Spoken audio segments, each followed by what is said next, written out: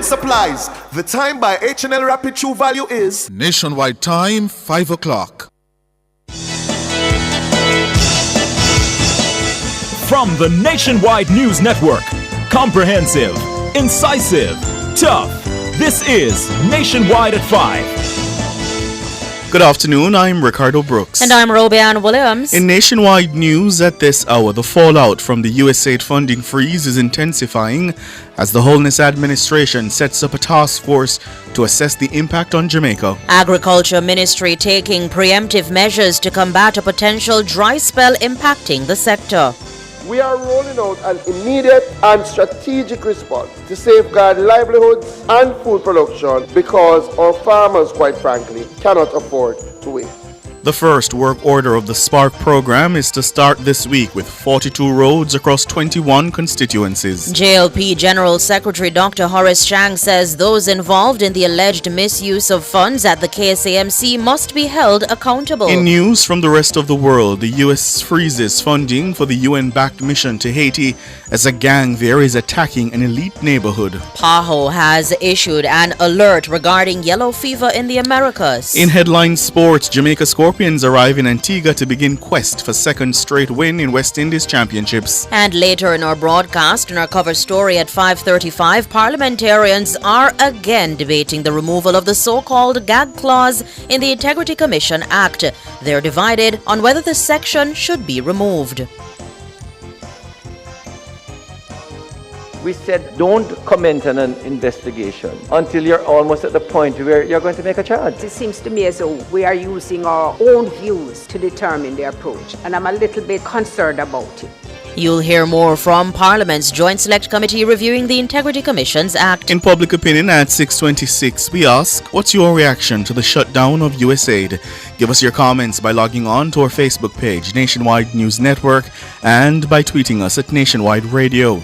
You can also message us on WhatsApp at 876-285-5693 or leave your comments on Instagram at Nationwide 90FM. At 7, Democratic lawmakers in the U.S. are expressing concern over the shutting down of USAID and Elon Musk's deep involvement in federal government operations. You'll hear the latest on this developing story. At 8, it's Prescription for Life with Dr. Andre MacDonald. And at 9 p.m., it's Affairs of the Heart with Rodney Campbell. Tonight's topic, how to tell if you are the side or the bona fide. All these and more as we take you home on air on your mobile, Nationwide 90 FM, Nationwide Radio, JM.com, and on the Nationwide app. Available on the Google Play and the App Store. This Tuesday afternoon, it's Tuesday, February 4, 2025.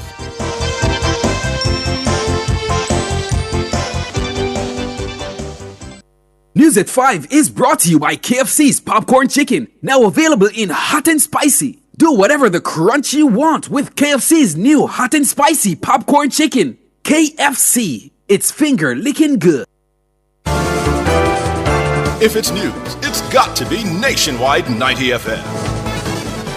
And now to the details. Nationwide News understands the Holness administration has named a task force to assess the fallout from the Trump administration's decision to freeze funding for the United States Agency for International Development, USAID. It's understood the high-level task force will include members of the cabinet and senior civil servants. The move comes amid fears that critical programs in national security and justice may be affected by the funding freeze. Mahira Stewart has more in this report. As President Trump moves to implement his election promise to cut U.S. international funding, several countries are bracing for the impact. Jamaica is one of them. The U.S. funding freeze is expected to last for an initial 90 days. Already, civil society and human rights organizations are preparing for mass staff cuts amid the expected fall-off in funding. Central government is also expected to take a hit. Nationwide news sources say USAID currently funds at least one active project through the Ministry of National Security. The program is said to also benefit the Justice Ministry. Its permanent secretary, Grace Ann Stewart McFarlane, would only confirm that the ministry is in the process of assessing the extent of the fallout from the funding freeze. Senior civil servants were mum on the total cost of program support offered to the government of Jamaica by USAID. Our sources say it's valued at several hundred millions of dollars. When our news center reached out to the permanent secretary in the Ministry of National Security, Ambassador Alison Stone Roof, to confirm the exact nature of the projects being funded by USAID, she declined to speak on the record, noting the sensitivity of the matter. But it's understood USAID's work with the Jamaican government has primarily focused on citizen security, disaster resilience, and healthcare. It's understood the Office of the Director of Public Prosecutions has also benefited from training for prosecutors. At-risk Jamaicans and those likely to be in conflict with the law are said to also benefit extensively from the USAID programs.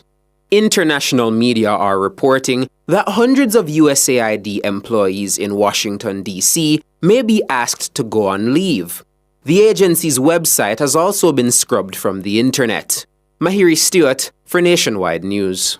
Agriculture Minister Floyd Green says his ministry is putting in place preemptive measures to combat a potential dry spell which could impact the sector. Speaking in the House of Representatives on Tuesday, Minister Green says several parishes are already experiencing lower than expected rainfall.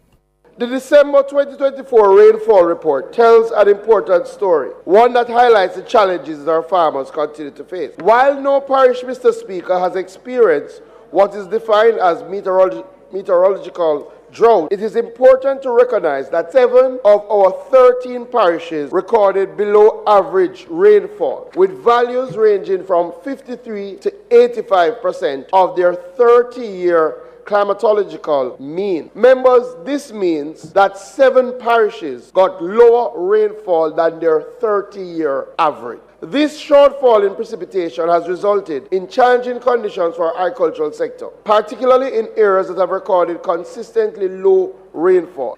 The minister says farmers in parishes such as Portland, St. Mary, and Kingston and St. Andrew, where increased rain was recorded, may not immediately feel the strain.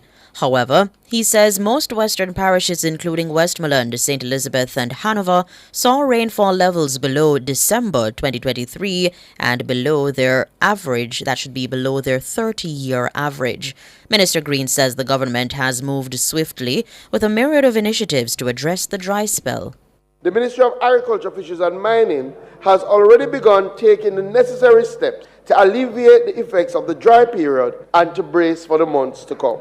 We are rolling out an immediate and strategic response to safeguard livelihoods and food production because our farmers, quite frankly, cannot afford to wait. First on the front line, Mr. Speaker, is water trucking to aid the hardest hit parishes of St. Elizabeth, Manchester, Clarendon, and Westmoreland and Hanover. The ministry has already committed $30 million, of which $14 million will be administered by RADA and $16 million by the National Irrigation Commission, accelerate delivery and to ensure that our farmers get the water that they need. Floyd Green, Minister of Agriculture, Fisheries and Mining. Meanwhile, Minister Green says agricultural prices are trending down after the repeated shocks caused by adverse weather conditions. Mr. Speaker, the data speaks for itself. Nearly 70% of vegetables saw price reduction, some by as much as 66%. Among the most notable, green sweet pepper is down 66% in January. Iceberg lettuce is down 44% in January. Salad tomato is down 40% in January. Pak choy is down 22%, yes. And carrots are down 33%. Other vegetables like broccoli, cauliflower, romaine lettuce, string beans, and cabbage recorded price drops ranging from 9% to 23%. Our farmers must be commended. The minister says these reductions are the result of the hard work of farmers and the programs put in place by the government. Remember, about 70% of our banana crop was completely destroyed. But we are now seeing the re-emergence of ripe banana. In fact, planting prices declined by 7% in January. And I think we really should commend the Banana Board and our banana farmers. When we had our press briefing in December, we had outlined our projections. And it's good to see that our projections are right on the mark. However, Mr. Speaker, it is clear recovery is not happening by chance, but it is a result of the deliberate action by this government to support our farmers build back stronger. That's Floyd Green, the Minister of Agriculture, Fisheries and Mining.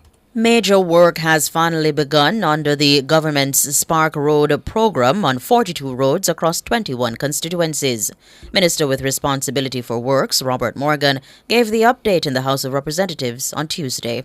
So this is referred to as Work Order 1. First phase of the Spark program, Work Order 1, consists of 42 road projects spanning 21 consistencies across 8 parishes. I'm pleased to report that China Harbour Engineering has received the project scope and has commenced preliminary site visit. Work is scheduled to begin this week in the corporate area. So that is Work Order 1. At a value of $1.911 billion, and we are actively assessing other additional roads to commence in the coming weeks. Minister Morgan told the lower house that Work Order 2 will cover 42 additional roads across 21 constituencies. It's expected to start by late February. Work Order 3 will see another 42 roads across 21 constituencies rehabilitated beginning in March. The Works Minister says the first phase of the Spark program is expected to be completed by June. All constituencies will get an initial 2 Spark roads before the end of the financial year. In this financial year, we will begin about 126 critical roadways across Jamaica, improving connectivity, easing congestion, and strengthening community resilience. We expect that by April, we will start seeing the completion of our first set of Spark roads, which this tranche, and we expect that these 3 work orders will be completed by June of this year. To ensure accountability and efficiency, the Ministry of Economic Growth will strictly oversee project timelines, contractor performance, quality standards. Additionally, we encourage members of Parliament and local stakeholders to remain engaged in the monitoring process, ensuring that all communities benefit fully from this initiative. Robert Morgan, Minister with responsibility for works. JLP General Secretary Dr. Horace Chang says those involved in the alleged misuse of funds at the Kingston and St. Andrew Municipal Corporation, the KSAMC, must be held accountable. The whole thing is very unsavory, and there's no question that the government expenditure program should benefit the country, should benefit the governing party. But when it is used blatantly for partisan reasons, and used to swing directly into the pork barrel of election, even long before an election announced, it is unethical, wrong, and they should be held accountable for it. But the details should be examined and see where it goes. But it's a very untidy situation, but it's not my shop. And I think it is reflecting of some very unethical thing being conducted by members of the PNP at this point in time. And it should be just ventilated and dealt with. Dr. Horace Chang, the JLP General Secretary. It's understood at least 2 anti-corruption agencies are investigating whether public money from the KSAMC was used to finance the political campaign activities of some of its representatives, including constituency caretakers. A Jamaica Urban Transit Company JUTC driver who was caught stealing fuel from the company has been charged with larceny. 41-year-old Scotland Johnson was formally charged on Monday. He's scheduled to appear before the Kingston and St. Andrew Parish Court on Friday, February 7. According to police reports, Johnson left the JUTC depot in Portmore St. Catherine at around 6 a.m. last week, supposedly heading to a lay-by to pick up passengers at 7 a.m. However, instead of following his assigned route, he allegedly diverted to a section of Lakespen where he was caught offloading nearly 300 liters of diesel from the JUTC bus. Investigators say intelligence suggests Johnson had been stealing fuel from JUTC buses assigned to him at least once per week. Authorities also believe the fuel theft is part of a wider criminal operation linked to gangsters behind bars.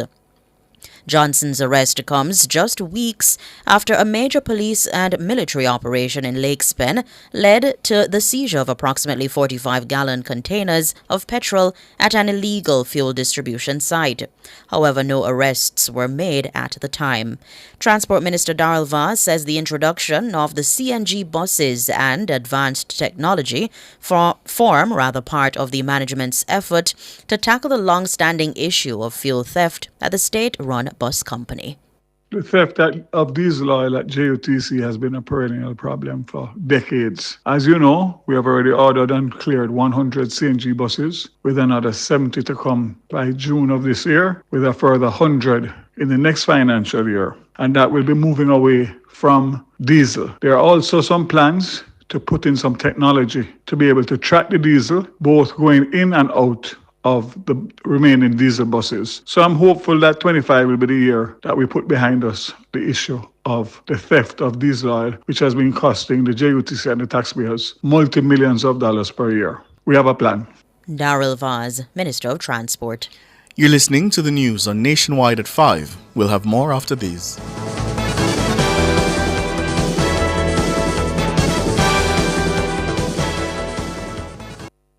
Value Drug Pharmacy offers curbside pickup and delivery of your branded and generic drugs. WhatsApp your prescription to 876-881-6695. The time by Value Drug Pharmacy is... It's 15 minutes after 5. Rentokil Initial offers air purification solutions with triple filtration and unique auto-sensing capabilities that neutralizes malodor and replaces it with clean air. Call Rentokil Initial at 926-4236 for more details. The temperature by Rentokil is 30 degrees Celsius in Kingston, 28 out west in Montego Bay. Home is closer than you think when you save towards your dream home with the Homeowners Savings Plan, or HOSP, from CIBC Caribbean. With HOSP, you unlock preferential interest rates to earn more interest on your savings and pay less with a discounted mortgage rate. You can even borrow up to an additional $5,000 or its equivalent to help you with your closing costs. Get home faster when you save the HOSP way with CIBC.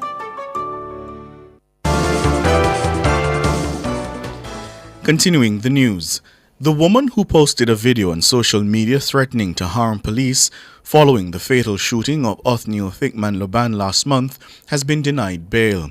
She's claiming she suffers from mental health challenges.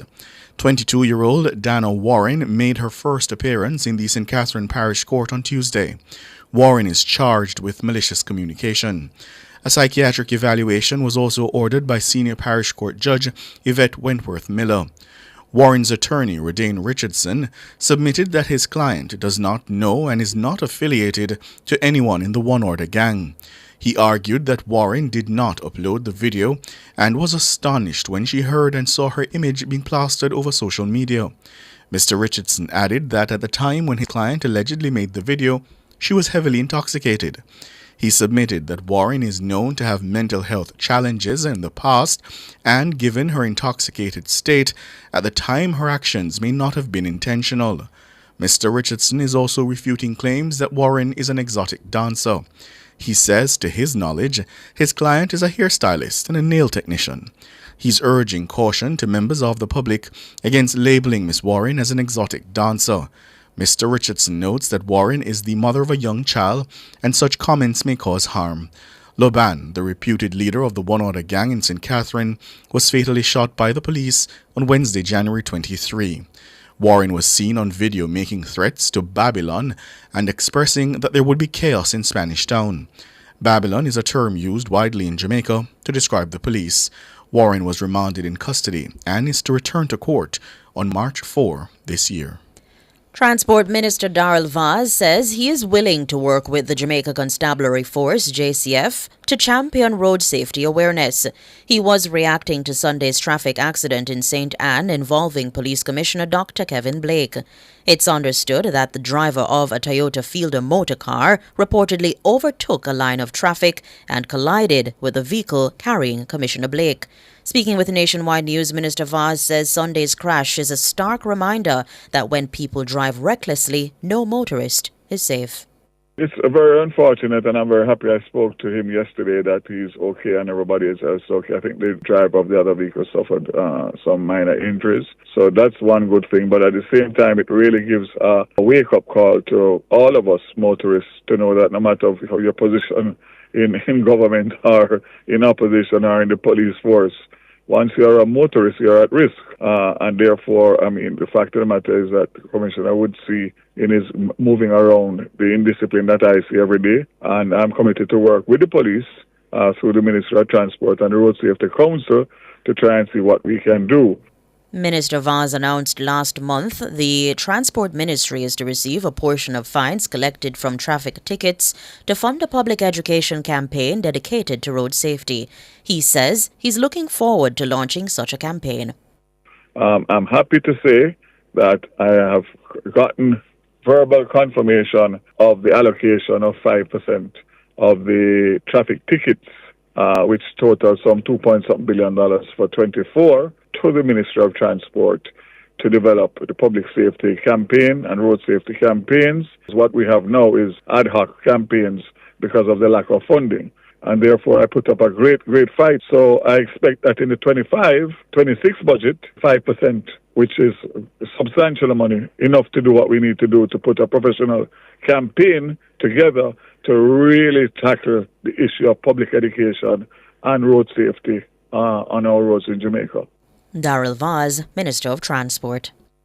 World in a Minute is brought to you by ABC Electrical Sales. We make things as easy as ABC. Hose Assembly and Supply, equipping Jamaica for success. And Charles O'Connor Consulting Network, COCN, driven by international accounting standards, modern technology and integrity. The World in a Minute. The U.S. is freezing funding to a UN-backed mission in Haiti tasked with fighting gangs trying to seize full control of the country's capital. The UN says it was notified today. The U.S. has been the biggest contributor to the mission led by Kenyan police. It was launched last year and is struggling with lack of funding and personnel. The UN spokesman says the halt will have an immediate impact on the mission. The United States had committed $15 million to the trust fund that finances the multinational force. The spokesman for the U.S. says with $1.7 million of that already spent, $13.3 million is now frozen. The move comes as U.S. President Donald Trump imposes a sweeping freeze on foreign assistance.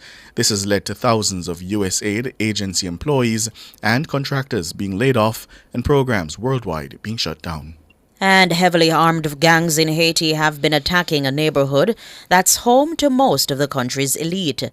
The assault on the affluent Kenskoff community has left at least 40 people dead. The area had been largely untouched by criminals, but now the police have demanded help to repel the assault that has been ongoing now for the last 8 days.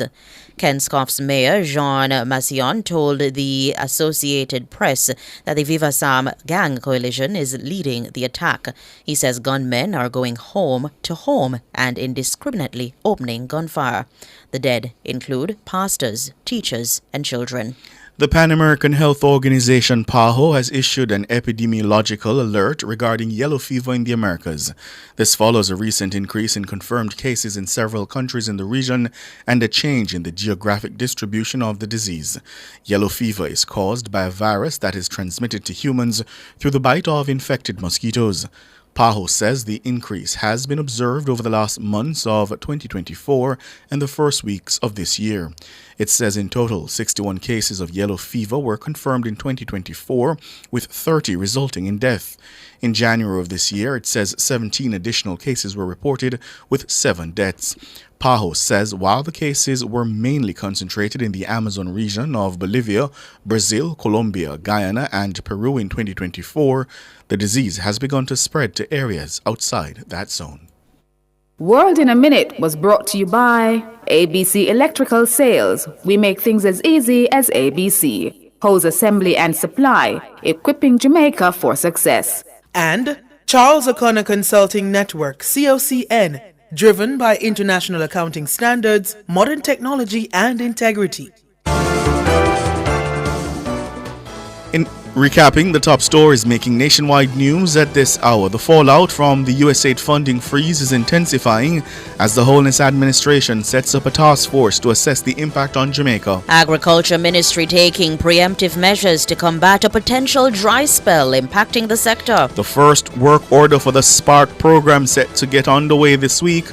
42 roads across 21 constituencies will be focused on. JLP General Secretary Dr. Horace Chang says those involved in the alleged misuse of funds at the KCMC must be held accountable. I'm Ricardo Brooks. And I'm Roby Ann Williams. Listeners, you can find the news on our website at nationwideradiojm.com and on the Nationwide app, available on the Google Play and the App Store. News next, the headlines at 6.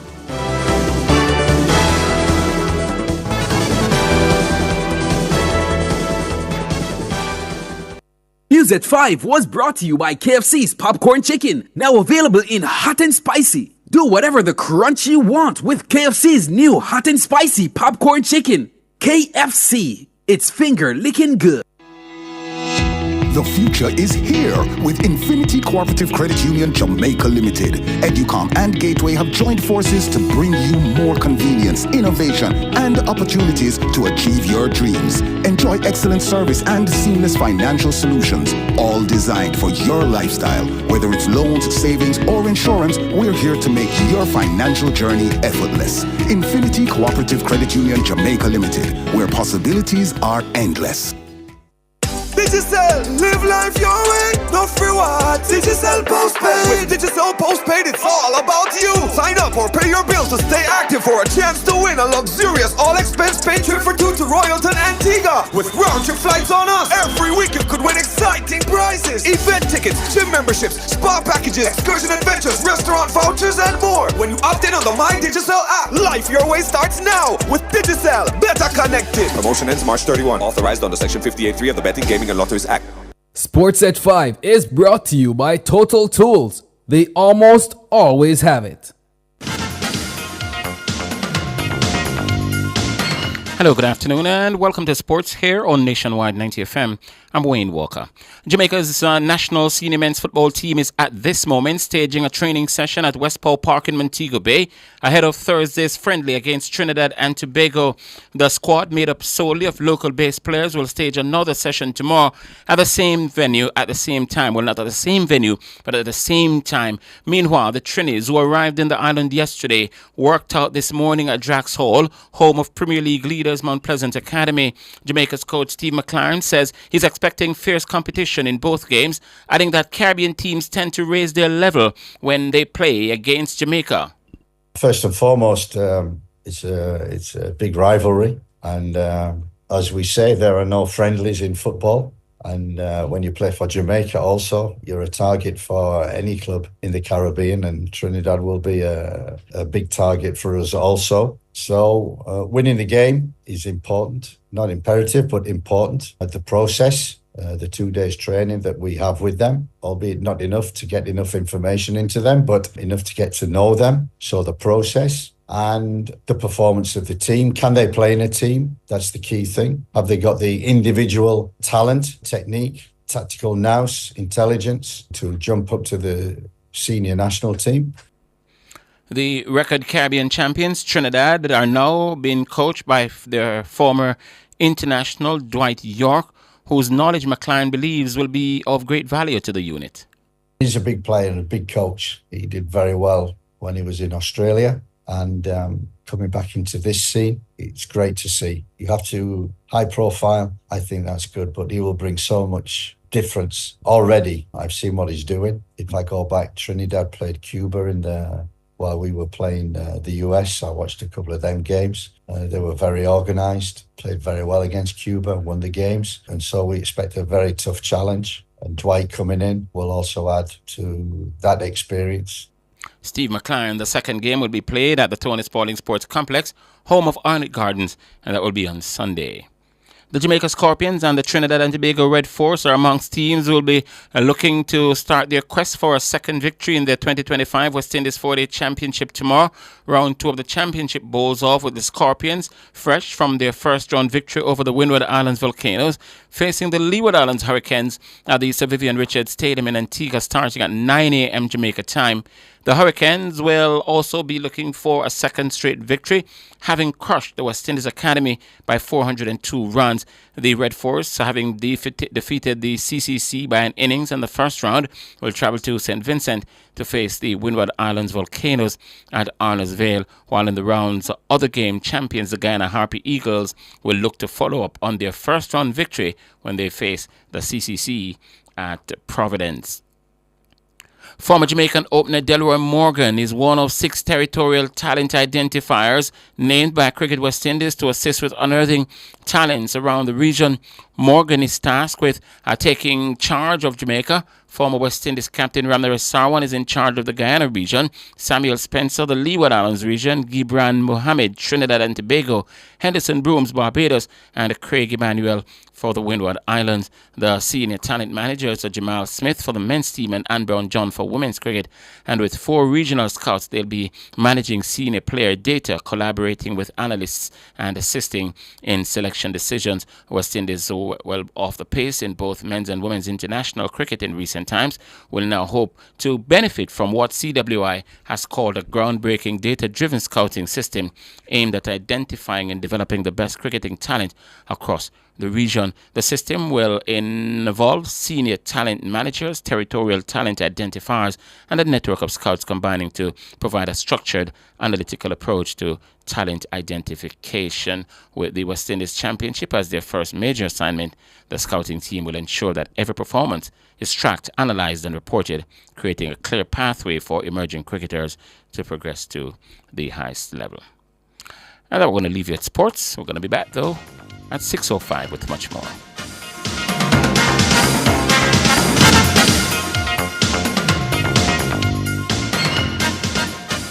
Sports at 5 was brought to you by Total Tools. They almost always have it. Since 2016, 156,000 more Jamaicans are working. This is more than any other time in our history. Your government is caring for you. The time brought to you by the Office of the Prime Minister is 5:31.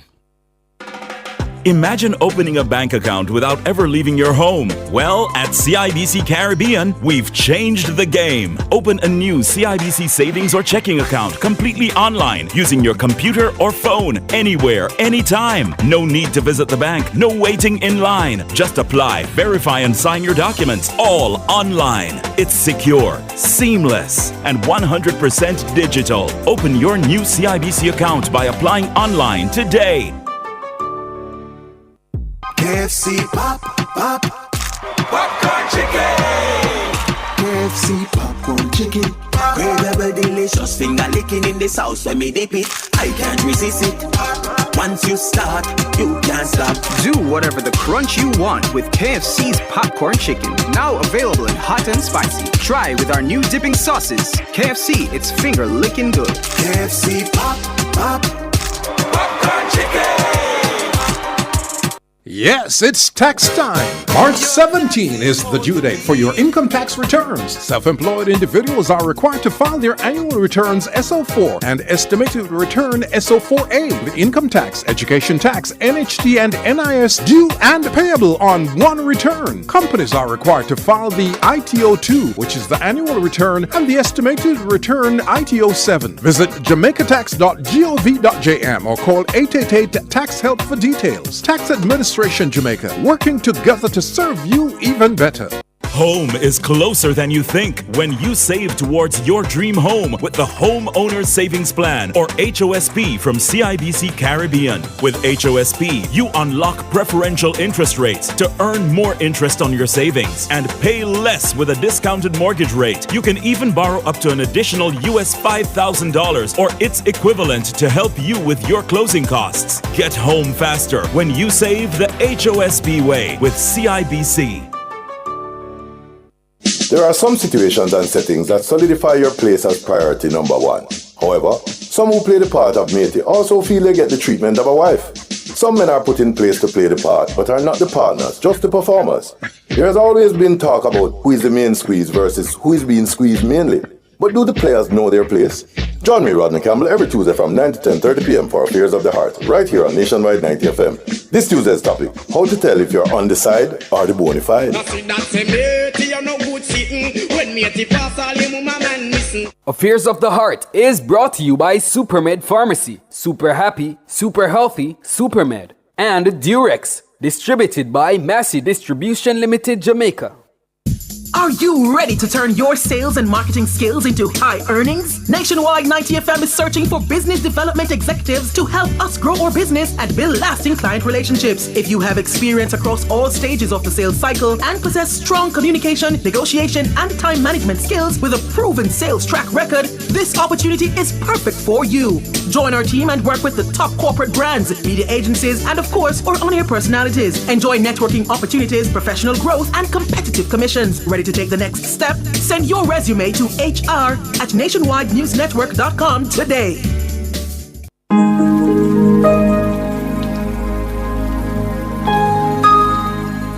Hi there. Here's some good news for these trying times. Quote, "By God's word, I can see where I'm going. They throw a beam of light on my dark path." Unquote. Psalm 119, verse 105.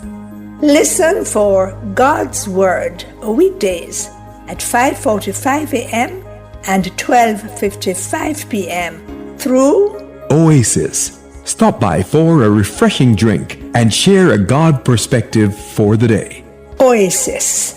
Weekdays 5:45 a.m. and 12:55 p.m. right here on Nationwide, a revolution in media. The rebroadcast of the Oasis can be heard weekdays at 5:45 a.m. Cover Story is brought to you by Hyundai.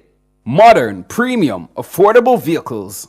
Pay nothing down on a shiny, brand new Hyundai vehicle with free loan payment until March 2025. Yes, get a 2024 Hyundai vehicle and get free loan payment until March 2025. 100% financing, 2 years free service, 0 processing fees, and other sweet goodies. Drive into the new year with your new ride. Goodbye, old car. Hello, Hyundai. Hyundai. For free payments promotion. Limited stock available. Offer while stocks last. Conditions apply.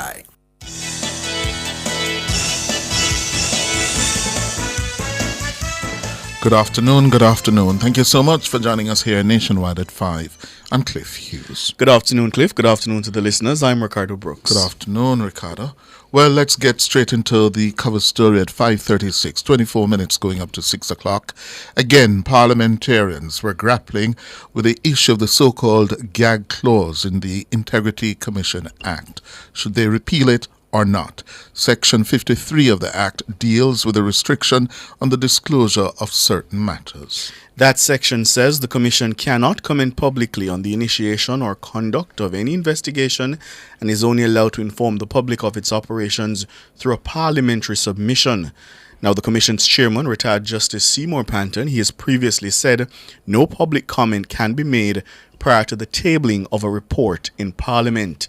He says the Act treats statutory declarations, government contracts and licenses as secret and confidential. However, parliamentarians are still divided on whether that section should be removed. The Justice Minister, Delroy Chuck, says he does not believe Section 53 should be modified. He says the section is there to prevent individuals being investigated from being protected from reputational damage. Minister Chuck was speaking today during a meeting of the Joint Select Committee that's reviewing the Integrity Commission Act. Here's the Minister.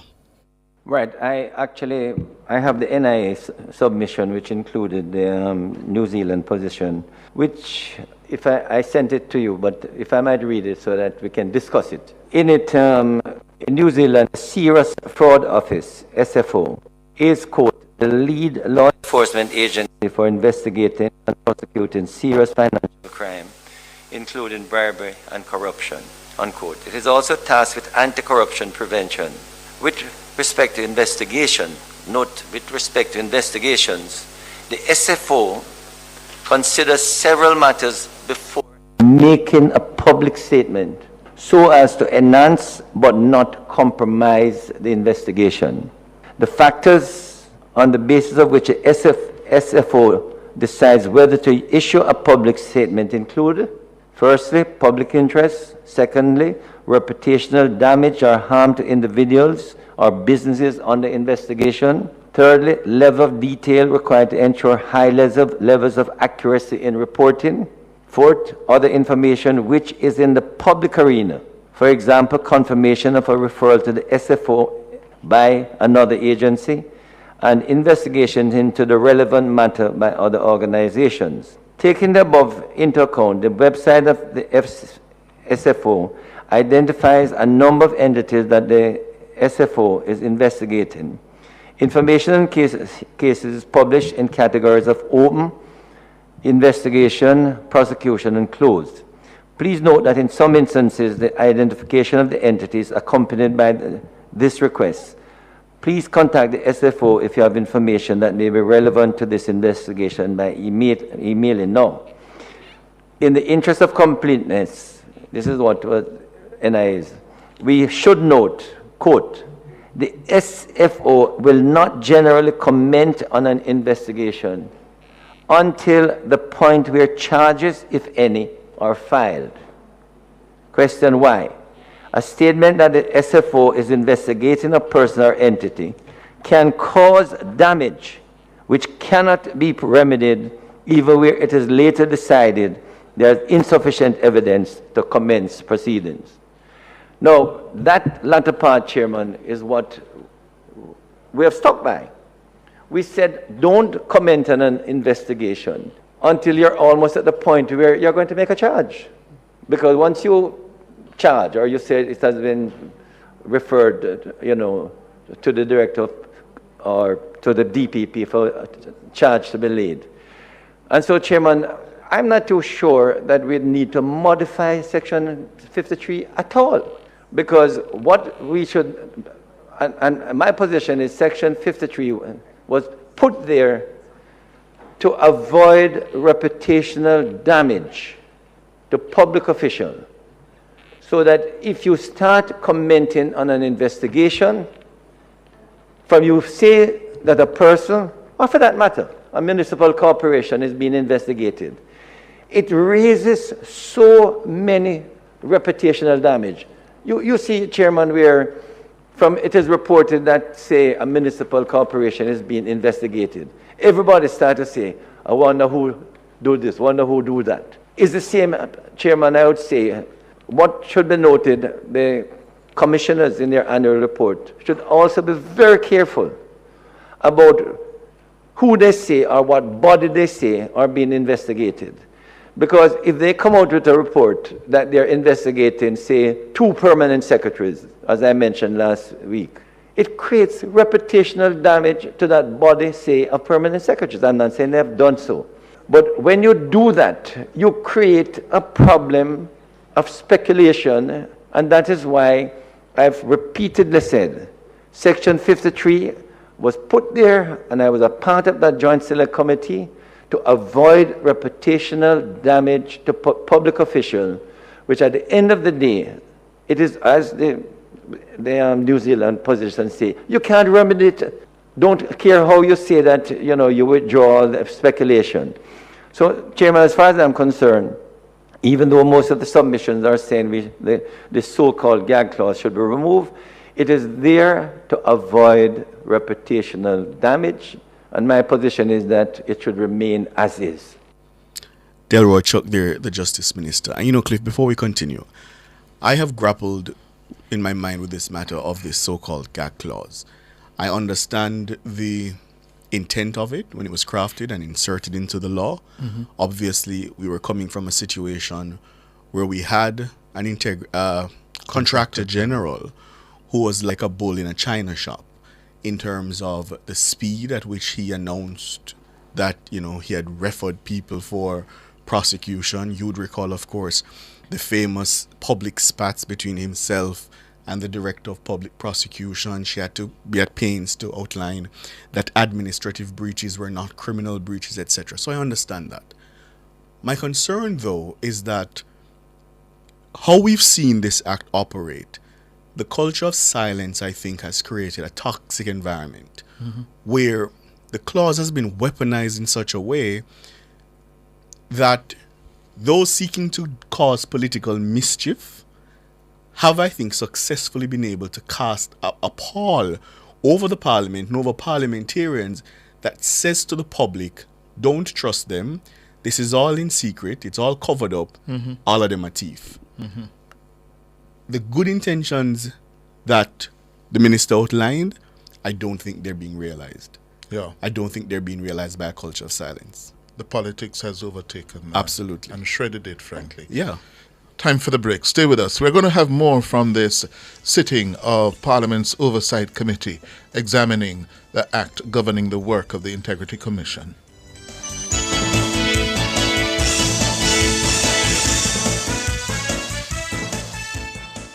Clearing personal, non-commercial shipments at the port? Avoid the wait. Request a contactless clearance through your agent today. It's more efficient. It's secure. The time by the Jamaica Customs Agency is 16 minutes to 6.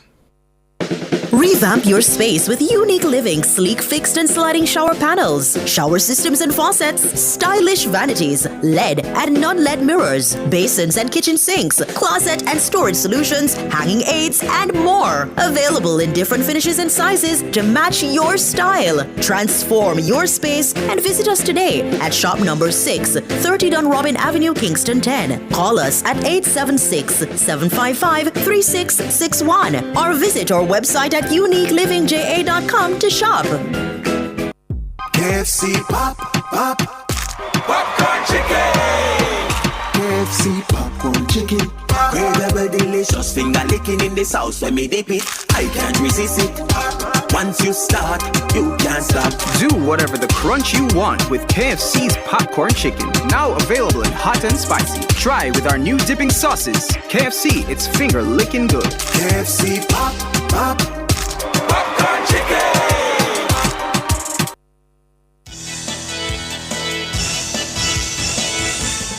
Thank you so much for staying with us here on Nationwide at 5. We're focused on this matter again, this vexed issue of that gag clause in the Integrity Commission Act. The parliamentarians are again debating Section 53 of the Act, which restricts the Commission from making any public comment on any matter that they're investigating until they have sent a report to the Parliament. Delroy Chuck, the Justice Minister, is indicating he sees no reason, despite protestations from civil society groups, to interfere with that section, that clause. The Integrity Commission itself has also asked that the clause be lifted. And at the deliberations today at the Joint Select Committee reviewing the Act, a government senator, Shireen Golding Campbell, questioned whether the Act requires a commission to name individuals who are being investigated. In response, the acting legislative counsel, the lawyer for the commission, Ashley Zimenez, says there's nothing in the legislation to reflect that requirement. Ms. Zimenez, let me cut you a second because I don't recall the issue at hand being whether or not these matters were reported in the annual report, and members can correct me if my memory is not serving me well.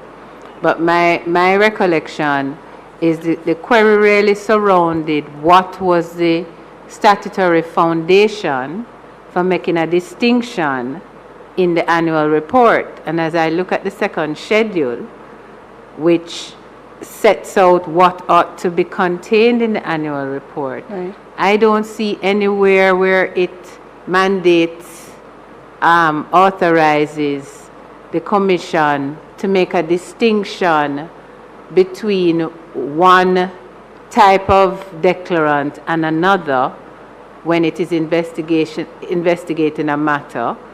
And I do not see, in fact, any requirement set out here for that to be done. So that the second schedule speaks to the numbers of investigation, average time take to deal with complaints, description of activities, number of matters. It is asking for basically what you would call the statistical overview of what the Commission has done year on year. And I think that was the concern of Member Chuck, that it was that the two particular categories were being separated and numbers attributed to each, but the second schedule does not actually mandate or require that the commission do so. So I think that was the gravamen of the concern. Well, in response to that concern, as stated by you, Chair, Section 36 of the legislation is what is guiding the Integrity Commission in providing the report and what is to be contained in it. And it says, Section 36(1) says, the Commission may, at any time, be required by either House of Parliament to investigate a matter relating to an act of corruption and table a report thereon. It continues by stating that the Commission shall not later than 3 months after the end of each financial year or within such longer period as the Parliament may approve, submit to the Parliament an annual report relating generally to the execution of the functions of the Commission during the preceding year, which shall contain the information set out in the second schedule. In the second schedule, I've recognized that there are three key paragraphs that may be contemplated by this committee. So one of the key paragraphs that jumped out to me was paragraph 2. Subject to Section 53(3), a general description of matters investigated by the Commission. There is also paragraph 9. Such other information as the Commission thinks relevant. However, no details shall be provided by the Commission in relation to any matter under investigation by the Director of Investigation or for which criminal proceedings have been instituted by the Director of Corruption Prosecution. You are correct, Chair, when you have said there is nothing in the legislation that mandates a separation between parliamentarians or public officials when creating their report. I believe then, based on what we have read in the legislation, the section and the schedule, it is really being provided as a matter of form and information rather than what was required by the legislation, explicitly required. And I think that's an important point because, and I recall the Minister of Legal and Constitutional Affairs, Marlene Malahoo Ford, raising the point. I've pulled up the annual report and I'm just trying to find it. The distinction being made, for example, by saying X amount of parliamentarians are being investigated, but you don't get that similar breakdown, for example, when it comes to judges. I think there's a blanket term used, judicial officers. And so there is a legitimate question as to why have you singled out, and one can guess why, but why have you singled out parliamentarians in that way? I would want to say I agree with the submission that should be clarified, because I think, again, it lends itself to creating unnecessary hysteria, and again, the weaponization, the political weaponization of the act, when in truth, there are other serious acts of corruption or allegations of corruption involving other public servants. And I think if you're going to start making those distinctions, then everybody should be covered, and not just the parliamentarians. Meanwhile, the opposition senator, spokesman on justice, Senator Donna Scott Motley, says she does not believe parliamentarians should seek to amend the act based on their views.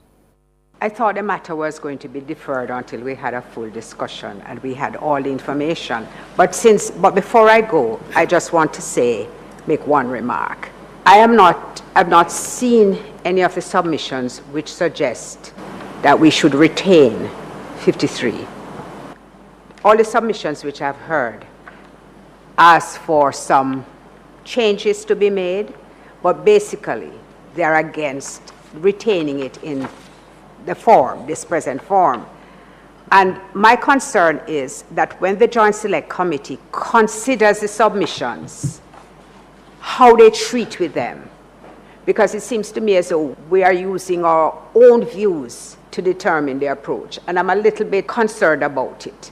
Now, let me say this. I am wrestling with it. I don't like it personally, but I am very unclear as to whether it is my personal opinion that should drive an amendment to legislation, or it is that having asked for public comment, for people to participate in a process, that we should at least take it into account to arrive at some kind of decision. And I frankly want to await seeing the New Zealand legislation to see if there's some compromise which we can arrive at to protect the persons and to satisfy the public's demand for accountability. One of the things that concerns me is that it is the parliamentarians who consider the provision to be most oppressive, because although I agree with you that saying 28 public officials is a broad category, that is Minister Chuck's comment, I agree with him, I still find that the protest is only coming from the parliamentarians. And I just want, Chair, as I take my leave, because I should have left 5 minutes ago, that we contemplate what is supposed to guide the amendment. What is supposed to guide the amendment? Donna Scott Motley, opposition senator and spokesman on justice.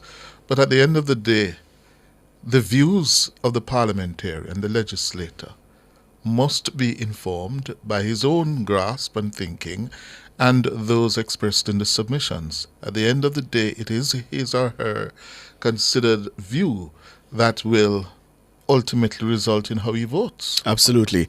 I have a lot of time for Donna Scott Motley, but I've said before, I don't like this idea of government by committee, where the parliamentarians seem afraid to take decisions. You are sent there, yes, to receive submissions in the context of a joint select committee, but ultimately your judgment as to what is put before you and best practice from other jurisdictions, that's how you come to your vote. I don't expect you simply to be a rubber stamp because you say there's a clamor for this, then you'll just go in that direction. I expect my lawmakers to act in what they believe and to do what they believe is good judgment. And then, if as a voter I determine that your judgment was poor in passing a particular piece of legislation or amending it, precisely. That's how I understand it to work. Just before we go, we have another intervention to give you. This from the MP for South East St Andrew, the PNP's Julian Robinson. He says he does not support the removal of the gag clause. However, he says he has no problem with the Commission highlighting parliamentarians and public officials in their annual report. I mean, I heard what Member Chuck read on the New Zealand guidelines. I really wanted to hear the specific legislation, because what he read, in my view, still leaves a lot of discretion open to the particular anti-corruption body to determine whether it comments or not. Now, when it said, the critical thing that Member Chuck said from the New Zealand legislation was it wouldn't comment until it is in a position to recommend. In our scenario, a recommendation has to go to the Director of Corruption Prosecution, who can either agree or disagree. Now, if you follow that principle, you would maintain the status quo, as is right now, because that's in essence what exists now, which is that a report comes to the Parliament, is tabled, a recommendation has been made, and an indication is provided as to whether that recommendation has been either adopted or rejected. But as I said, I still want to, Member Chuck sent it to me. I'd like to see the specific wording of the legislation. But I think, like Member Chuck, I do have the concerns about the inability to repair damage once an announcement is made, and that great care must be taken in how we treat with this particular clause. I think that the challenge is and I know investigations take a long time, particularly related to financial matters. I think the length of time in tabling reports, is what gives rise to the speculation and the anxiety. I'm not with Member Chuck on the issue of the annual report of the Integrity Commission. I'm not offended by the particular the descriptions. I'm not offended by that because I do believe as part of their own accountability in terms of an agency which receives a very large budget, it is important to know who they are investigating and where they are with those investigations. So it doesn't bother me that particular categories are highlighted. I think the reality is that in our society, members of parliament, just by virtue of who we are, get more scrutiny than everybody else. So in the table, it says permanent secretaries, public officials, other people, but everybody focuses on the members of parliament. I can't blame them for that. That's the nature of the society. I mean, I have been critical of the Integrity Commission in the past by saying, why is it taking, you're getting $5 billion a year, or what, I don't know what the figure is, but why is it taking you so long to investigate critical matters? So I wouldn't change that because it's important for them to account on their work. I think what the public wants to see, having seen whether it is 6 officials on the investigation, they would want to see timely publication of timely tabling of those reports in Parliament, so it reduces the speculation and the anxiety that might exist in particular groupings that are highlighted. Julian Robinson, the MP for South East St. Andrew, and he was speaking at Tuesday's meeting of the Joint Select Committee reviewing the Integrity Commission. I erred when I said the Integrity Commission's Oversight Parliamentary Committee. And it would be good if Mr. Robinson truly believes that, we shouldn't be ramping up anxiety, that it's not just a consequence of how long the reports, take to be tabled, because you want the reports to be thorough. But again, I go back to the point of how the law has been weaponized for political purposes. I think that is part of the big problem that sent this entire society into a tizzy about illicit 6, 8, 10, 60, from the political platform. That's all the time we have for the cover story. Going to make way now for the headlines.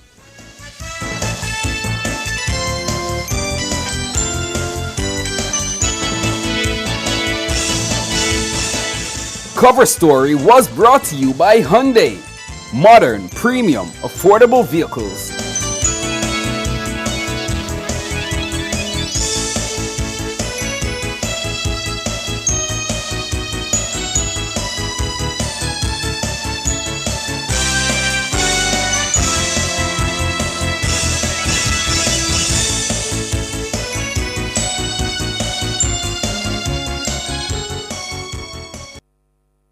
Are you ready to turn your sales and marketing skills into high earnings? Nationwide 90 FM is searching for business development executives to help us grow our business and build lasting client relationships. If you have experience across all stages of the sales cycle and possess strong communication, negotiation, and time management skills with a proven sales track record, this opportunity is perfect for you.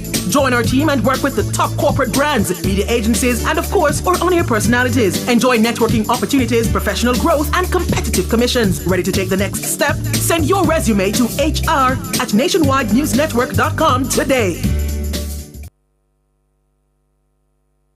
The time brought to you by Guardian Life. Live secure, live easy is 3 minutes after 6.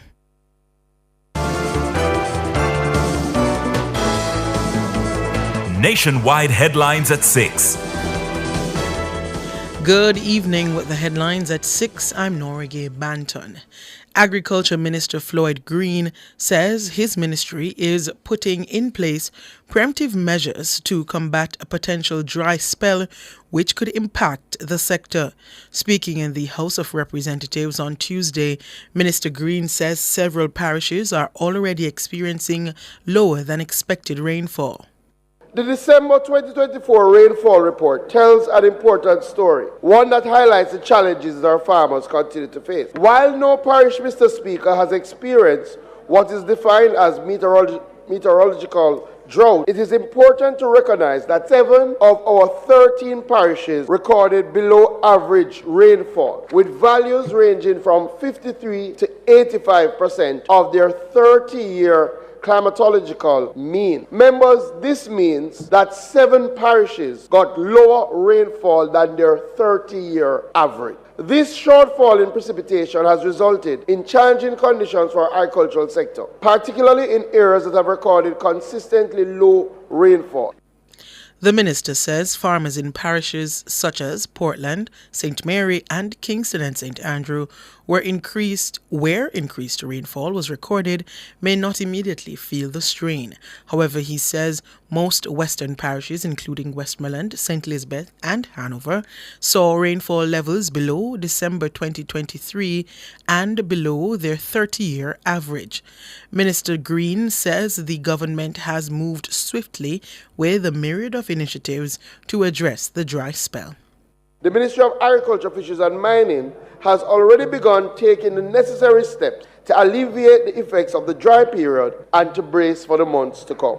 We are rolling out an immediate and strategic response to safeguard livelihoods and food production because our farmers, quite frankly, cannot afford to wait. First on the front line, Mr. Speaker, is water trucking to aid the hardest hit parishes of St. Elizabeth, Manchester, Clarendon, and Westmoreland and Hanover. The ministry has already committed $30 million, of which $14 million will be administered by RADA and $16 million by the National Irrigation Commission to accelerate delivery and to ensure that our farmers get the water that they need. Floyd Green, Minister of Agriculture, Fisheries and Mining. Major work has finally begun under the government's Spark Road program on 42 roads across 21 constituencies. Minister with responsibility for works Robert Morgan gave the update in the House of Representatives on Tuesday. So this is referred to as Work Order 1. First phase of the Spark program, Work Order 1, consists of 42 road projects spanning 21 consistencies across 8 parishes. I'm pleased to report that China Harbour Engineering has received the project scope and has commenced preliminary site visit. Work is scheduled to begin this week in the corporate area. So that is Work Order 1. At a value of $1.911 billion, and we are actively assessing other additional roads to commence in the coming weeks. Minister Morgan told the lower house that Work Order 2 will cover 42 additional roads across 21 constituencies. It's expected to start by late February. Work Order 3 will see another 42 roads across 21 constituencies rehabilitated beginning in March. The Works Minister says the first phase of the Spark program is expected to be completed by June. All constituencies will get an initial 2 Spark roads before the end of the financial year. In this financial year, we will begin about 126 critical roadways across Jamaica, improving connectivity, easing congestion, and strengthening community resilience. We expect that by April, we will start seeing the completion of our first set of park roads, which this tranche, and we expect that these 3 work orders will be completed by June of this year. To ensure accountability and efficiency, the Ministry of Economic Growth will strictly oversee project timelines, contractor performance, quality standards. Additionally, we encourage members of Parliament and local stakeholders to remain engaged in the monitoring process, ensuring that all communities benefit fully from this initiative. Robert Morgan, Minister with responsibility for works.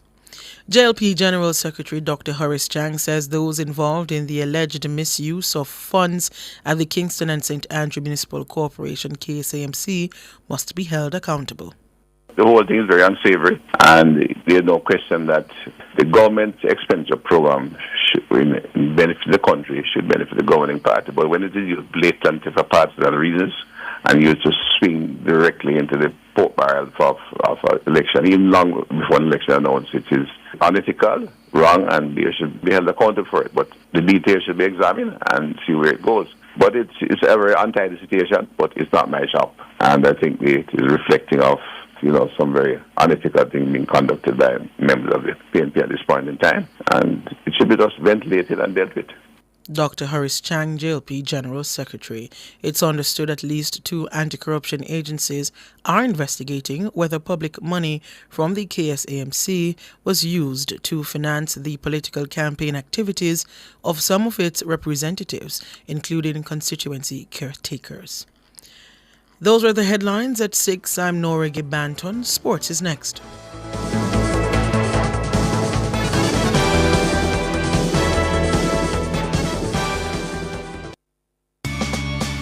Enough power tool, big to small. Jackama figure dig the wall. Upper Total Tools. Lead back a figure trim the lawn. We have everything a job demand. Total Tools. We rent them, sell them and fix them. Also give Total Tools a call. When I say home improvement, landscape construction, a Total Tools are your option. Home improvement, landscape construction, Total Tools are your option. Total Tools, located at 102 Main Street, Ocho Rios, 34 Slive Road, Kingston. And lot C6 Jacksaw, Sentence Bay. Call us today. Digicel, live life your way, no rewards. Digicel postpaid. With Digicel postpaid, it's all about you. Sign up or pay your bills to stay active for a chance to win a luxurious all-expense paid trip for 2 to Royalton, Antigua. With round-trip flights on us, every week you could win exciting prizes. Event tickets, gym memberships, spa packages, excursion adventures, restaurant vouchers, and more. When you opt in on the My Digicel app, life your way starts now. With Digicel, better connected. Promotion ends March 31. Authorized under Section 58.3 of the Betting, Gaming and Lotteries Act. Good morning and welcome to the newest addition to the Nationwide News Network family on Hot 102. Good afternoon, I'm Erica Allen. I'm Elizabeth Bennett in Nationwide News at this hour. This is Nationwide. I'm Cliff Hughes. And I'm Carol Narcisse. Morning, welcome to This Morning on Hot 102. Thank you so much for joining us. I'm Beverly Anderson Manley. Good morning and welcome.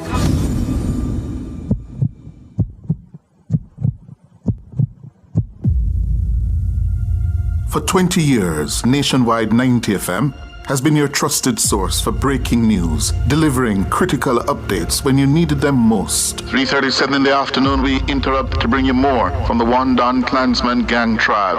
Another guilty verdict. With fearless, fact-based journalism that unearthed the truth. Between 2012 and 2018, nearly $5.5 million was taken from the track legend. And insightful commentary that sparked meaningful conversations and shifted perspectives. Welcome to the front page. I'm Emily Crooks. I am Naomi Francis. We're pleased to be joined by Roger Clark. From the stories that shook Jamaica, we're having an earthquake, to those that inspired change and left lasting impacts. In 2014, to be dealing with an issue such as the Mariodine case.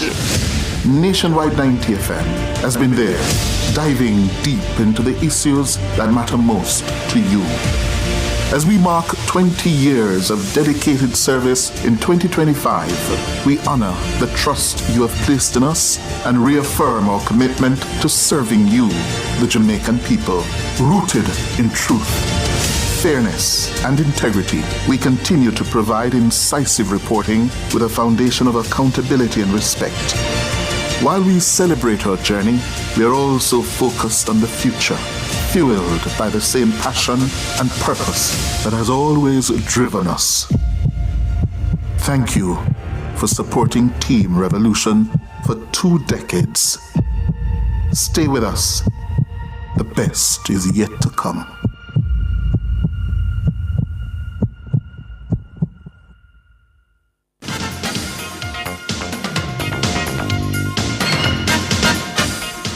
Hello, good evening, and welcome to Sports here on Nationwide 90 FM. I'm Wayne Walker. Jamaica's national senior men's football team is just about wrapping up their latest training session at Westpaw Park in Montego Bay ahead of Thursday's friendly game against Trinidad and Tobago. The squad, made up solely of local-based players, will stage another training session tomorrow at the same time, possibly at a different venue. I think it's going to be at the venue for the game. That's the Montego Bay Sports Complex. Meanwhile, the Trinis, who arrived in the island yesterday, worked out this morning at Drax Hall, home of the Premier League leaders Mount Pleasant Academy. Jamaica's coach Steve McLaren says he's expecting fierce competition in both games, adding that Caribbean teams tend to raise their level when they take on the Jamaicans. First and foremost, it's a big rivalry, and as we say, there are no friendlies in football. And when you play for Jamaica also, you're a target for any club in the Caribbean, and Trinidad will be a big target for us also. So winning the game is important, not imperative, but important. The process, the 2 days training that we have with them, albeit not enough to get enough information into them, but enough to get to know them. So the process and the performance of the team. Can they play in a team? That's the key thing. Have they got the individual talent, technique, tactical nous, intelligence to jump up to the senior national team? The record Caribbean champions, Trinidad, are now being coached by their former international Dwight York, whose knowledge McLaren believes will be of great value to the unit. He's a big player and a big coach. He did very well when he was in Australia. And coming back into this scene, it's great to see. You have to high profile. I think that's good, but he will bring so much difference already. I've seen what he's doing. If I go back, Trinidad played Cuba while we were playing the US. I watched a couple of them games. They were very organized, played very well against Cuba, won the games. And so we expect a very tough challenge. And Dwight coming in will also add to that experience. Steve McLaren, the second game will be played at the Tony Spalding Sports Complex on Sunday. The Jamaica Scorpions and the Trinidad and Tobago Red Force will on Wednesday begin their quest for a second victory in the 2025 West Indies 4-Day Championship. Round 2 of the championship will bowl off tomorrow, with the Scorpions fresh from their first round victory over the Windward Islands Volcanoes, facing the Leeward Islands Hurricanes at the Sir Vivian Richards Stadium in Antigua starting at 9 in the morning Jamaica time. The Hurricanes will also be looking for a second straight victory, having crushed the West Indies Academy by 402 runs. The Red Force, they defeated the CCC Nef by an innings in the first round, and they'll travel to St. Vincent to take on the Windward Islands Volcanoes at Arnos Vale. While in the round's other game, champions, the Guyana Harpy Eagles, will look to follow up on their first round victory when they take on CCC at Providence. Former Jamaican opener Dele Morgan is one of 6 territorial talent identifiers named by Cricket West Indies to assist with unearthing talents around the region. Morgan is tasked with taking charge of the Jamaica region. Former West Indies captain Ranis Sarwan is in charge of the Guyana region. Samuel Spencer, the Leeward Islands. Gibran Mohammed, Trinidad and Tobago. Henderson Brooms, Barbados. And Craig Emmanuel, the Windward Islands. The senior talent managers are Jamal Smith for men's cricket and Anne Brown-John for women's cricket. And with 4 regional scouts, they'll be managing senior player data, collaborating with analysts and assisting in selection decisions. West Indies, well off the pace in both men and women's international cricket at the minute, will now hope to benefit from what CWI has called a groundbreaking data-driven scouting system aimed at identifying and developing the best cricketing talents across the region. The system would involve senior talent managers, territorial talent identifiers, and a network of scouts combining to provide a structured analytical approach to talent identification. Andre Bailey, coach of TS Aquatic Swim Club, was impressed with his swimmers' performance at the recent Carl Dalhouse Memorial Swim Meet. The Florida-based club finished third with 500.5 points. Jamaican-born Bailey says they used the meet as part of preparation for the local competition in the USA. Well, the long course being called sectionals in a couple of weeks, so we have some of the kids are swimming that. And then it's a way of, more importantly, coming to my home country and swimming, because this is the 30 in a row, 40 year we're coming. So we're always going to be here. So it's a good way for some of the younger kids to see a different perspective on the sport and see another part, as well as support Carl Wilson and Tornadoes here. That's Andre Bailey. 2-time Grand Slam champ and former world's number 1 Simona Halep has called time on her tennis career. The Romanian announced their decision on court at the Transylvania Open following her 6-1, 6-1 first-round loss to Lucia Bronzetti. The 33-year-old recently said she was considering retirement external because of a knee injury that forced her to withdraw from the Australian Open qualifying last month. This week's event was just her 5th tournament since returning to the WTA Tour following a doping ban in a case which went on for almost 2 years. Halep memorably won her first major title at the French Open in 2018 beating Sloane Stevenson, having lost her previous 3 Grand Slam finals. She then won at Wimbledon in 2019, committing just to 3 unforced errors in a stunning final victory over Serena Williams. She won 22 other WTA titles on tour and spent 64 weeks as world's number 1. Halep was given a 4-year ban for 2 separate doping offenses after initially testing positive for a banned substance in August of 2022. She always maintained her innocence and appealed against the ban at the Court of Arbitration for Sport CAS. In 2024, the panel ruled that Halep, quote, on the balance of probabilities, had not taken Roxadustat intentionally, and her ban was reduced to 9 months. She subsequently returned to the WTA Tour in March last year, but played just 6 matches through to 2025 and won only once. That's sports.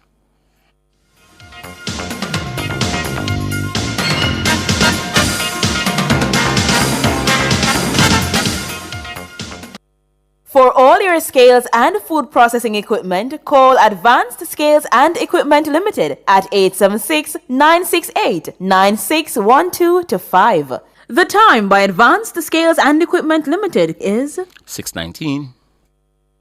Visit Marshall's Pharmacy, Greater Portmore, for all your prescription needs, gifts, personal care, household, and stationery items.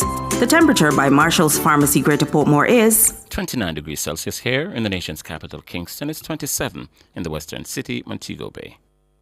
KFC pop, popcorn chicken.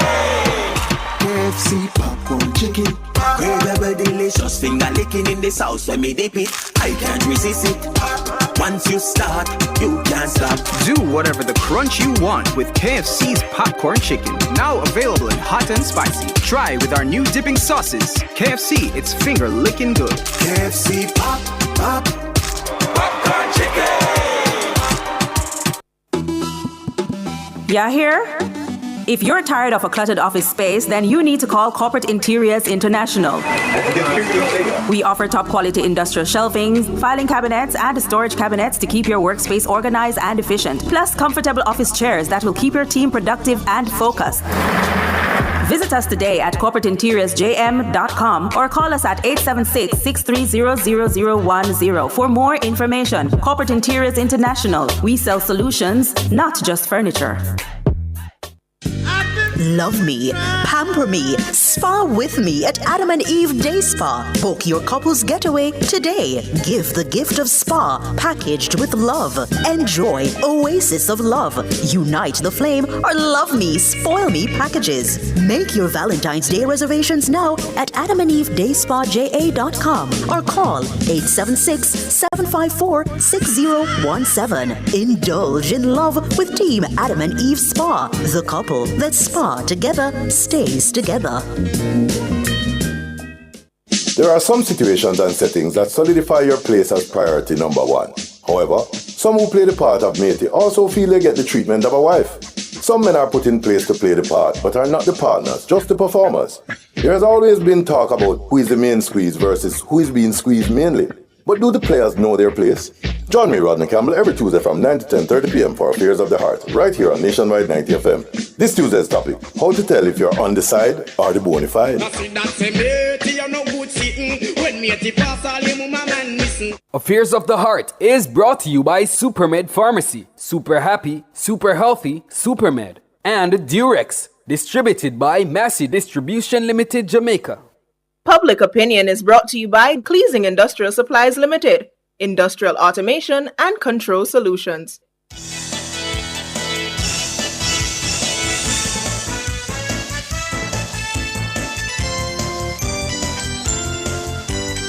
Good evening, and welcome to Public Opinion. I'm Robianne Williams. A special good evening to our friends over there on our YouTube platform, all over 1006. All I know, yeah, big up on yourself. Blessings on this Tuesday evening. We invite you over there on our YouTube to weigh in live in the comment section on today's Public Opinion. It's something that we've been talking about since the start of the week, which was yesterday. We're looking at a major development out of the United States. The shutdown of the United States Agency for International Development, USAID, The agency responsible for billions of dollars in global aid, including funding of projects right here in Jamaica. And already we've seen the impact. From education to healthcare, agriculture to disaster relief, USAID has played a role. Yeah? So what happens now? Will critical programs be affected? And what does it mean for us Jamaicans? Yeah? What does it mean for Jamaica's relationship with the US? Well, the Holness administration has named a task force to assess the fallout from the Trump administration's decision to freeze funding for USAID or a shutdown. Yeah, it's understood the high-level task force will include members of the cabinet and senior civil servants. So we want to hear from you. What's your reaction to the shutdown of USAID? That's the public opinion this evening. Your reaction to news that the USAID is shutting down, has shut down, full stop, period. I'll start with the comments on our Facebook platform where Philip Jackson is telling us, let's not rush to judgment. Just be hopeful this too shall pass. Just give the dust a chance to settle. Then we will say, as Jimmy Cliff, I can see clearly now the rain is gone. God is in control. Man is just his agent, not our source. All right, Philip Jackson, let's see.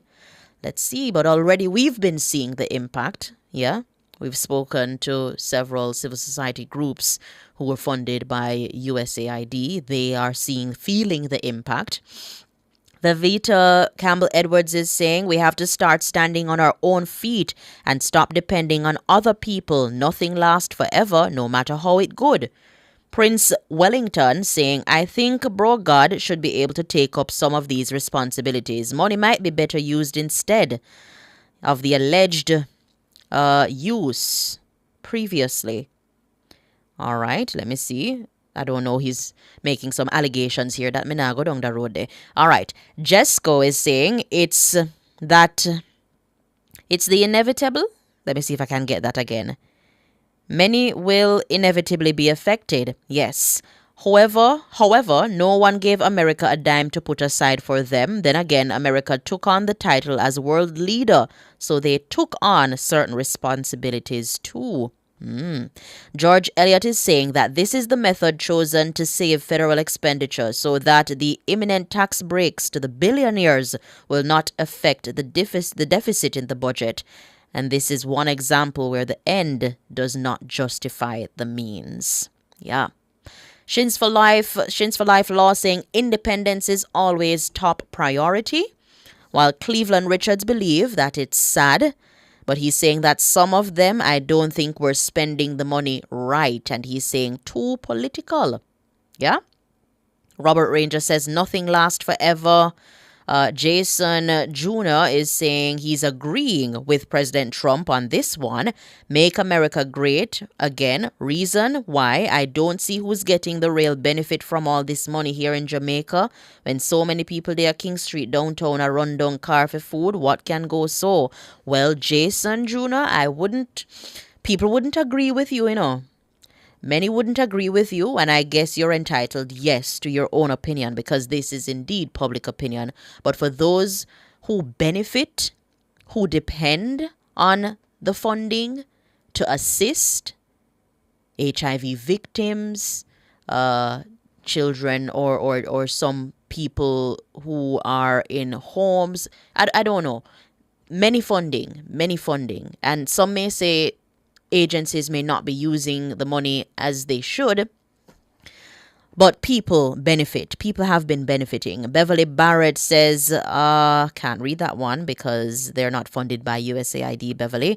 Natalie Winter saying, I have to believe that President Trump on this one, okay, they have to clean out the ball of worms and clean up the apple and then make a decision whether to reopen the agency. Okay. Christopher Isaac says people are really collecting huge sums of money doing no productive or useful work. They're living high off the hog, as the saying goes. It shouldn't be shuttered so suddenly, though. Rosalind Buck says much more to come. And Michelle Bernard saying that it's just painful to know that many kids in other countries who benefited may have to go hungry. Hope the court rule in favor of these kids. It's evil as it's stupid. Yeah, and Rodney believes that all free meal tickets have to come to an end at some time. Now, don't bash me because, I did say that probably some of these agencies may not have been using the money wisely, effectively, but there are groups that used the funding, efficiently. All right, so let me get to the views on our YouTube platform. If you're just joining us, we're inside the court of public opinion. What's your reaction to the shutdown of USAID? Let me see if I can get M Jam on this one. Too much entitlement, says M Jam.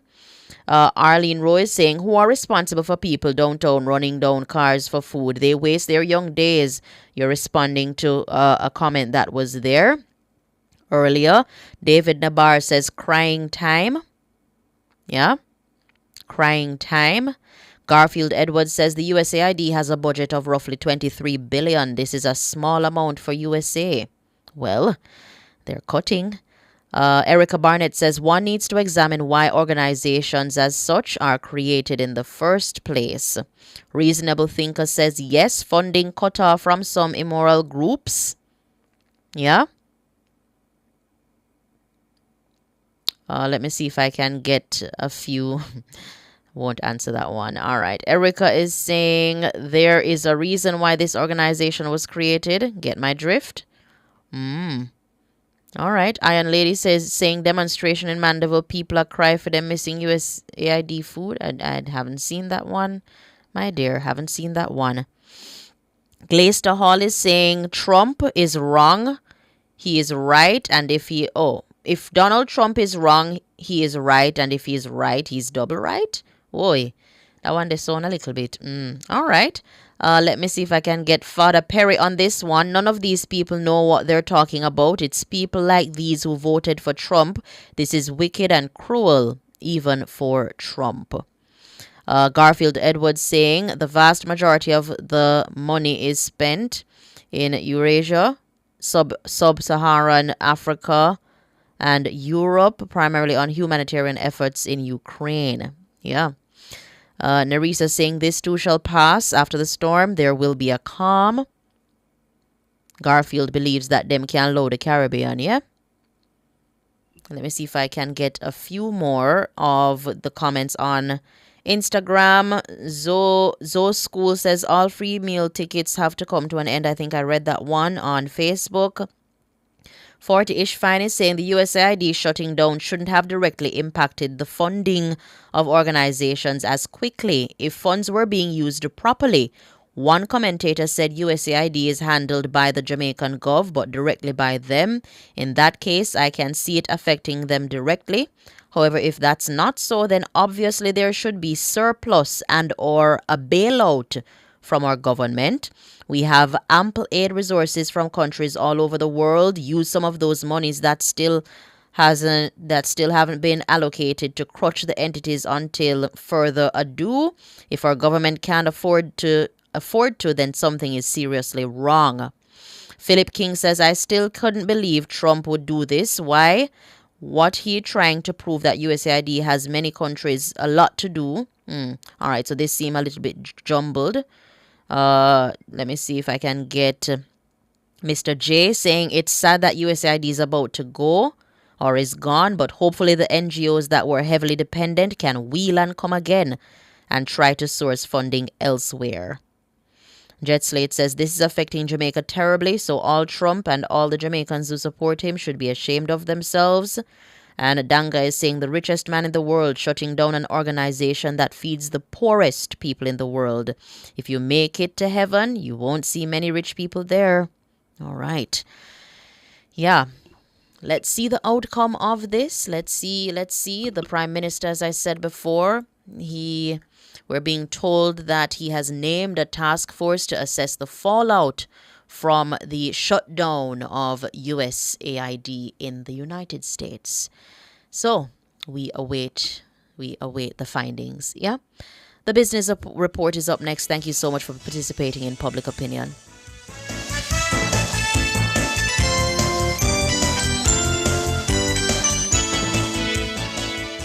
Public Opinion was brought to you by Cleasing Industrial Supplies Limited, industrial automation and control solutions. Drive the most exciting new vehicles in Jamaica. Schedule your 2024 Ford Ranger pickup or Ford Everest 7-seater SUV test drive now. Call or visit KIG today.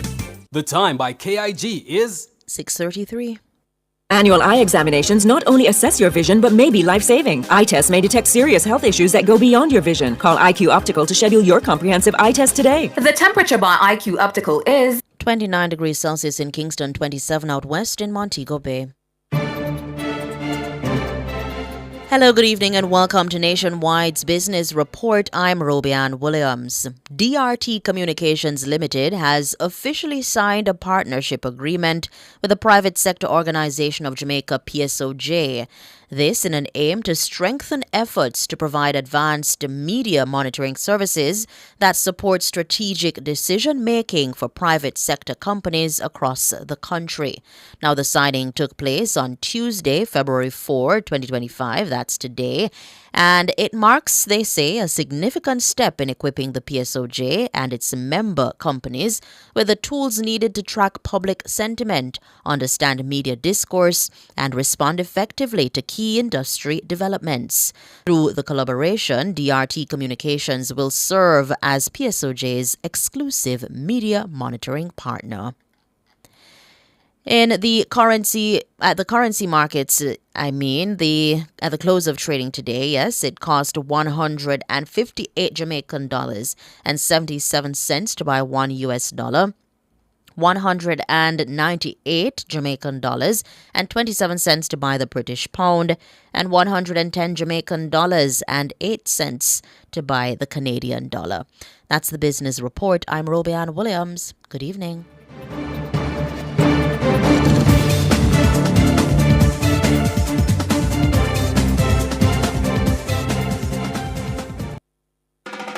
Imagine opening a bank account without ever leaving your home. Well, at CIBC Caribbean, we've changed the game. Open a new CIBC savings or checking account completely online using your computer or phone anywhere, anytime. No need to visit the bank, no waiting in line. Just apply, verify, and sign your documents all online. It's secure, seamless, and 100% digital. Open your new CIBC account by applying online today.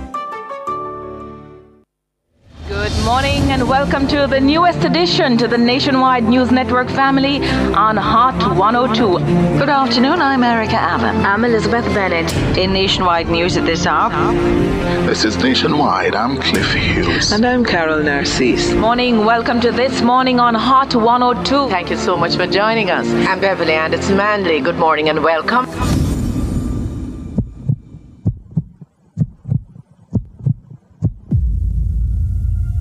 For 20 years, Nationwide 90 FM has been your trusted source for breaking news, delivering critical updates when you needed them most. 3:37 in the afternoon, we interrupt to bring you more from the Wandon Klansman gang trial. Another guilty verdict. With fearless, fact-based journalism that unearthed the truth. Between 2012 and 2018, nearly $5.5 million was taken from the track legend. And insightful commentary that sparked meaningful conversations and shifted perspectives. Welcome to the front page. I'm Emily Crooks. I am Naomi Francis. We're pleased to be joined by Roger Clark. From the stories that shook Jamaica, we're having an earthquake, to those that inspired change and left lasting impacts. In 2014, to be dealing with an issue such as the Mario Dean case. Nationwide 90 FM has been there, diving deep into the issues that matter most to you. As we mark 20 years of dedicated service in 2025, we honor the trust you have placed in us and reaffirm our commitment to serving you, the Jamaican people. Rooted in truth, fairness, and integrity, we continue to provide incisive reporting with a foundation of accountability and respect. While we celebrate our journey, we are also focused on the future, fueled by the same passion and purpose that has always driven us.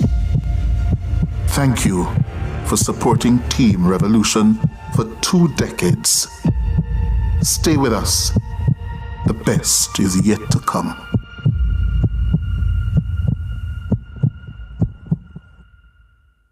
Pay nothing down on a shiny, brand new Hyundai vehicle with free loan payments until March 2025. Yes, get a 2024 Hyundai vehicle and get free loan payments until March 2025. 100% financing, 2 years free service, 0 processing fees, and other sweet goodies. Drive into the new year with your new ride. Goodbye, old car. Hello, Hyundai. Hyundai. For free payments promotion. Limited stock available. Offer while stocks last. Conditions apply.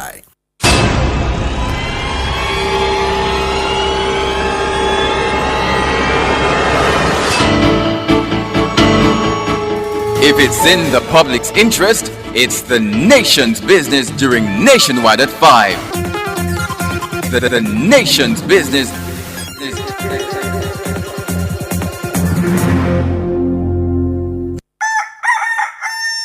How certain are you that you're taking proper care of your pets? How often do you take them to the vet? Just as we need annual checkups with our doctors, most pets need regular checkups too. Owning and caring for a family pet doesn't have to be a difficult or burdensome experience. Nationwide 90 FM has an exciting feature called Pets World that will help you take better care of your pets. Join Nationwide 90 FM every Wednesday at 6:50 a.m. during the program This Morning as we take you into the do's and don'ts of caring for your pets. That's Pets World every Wednesday at 6:50 a.m. during the program This Morning on Nationwide 90 FM, a revolution in media.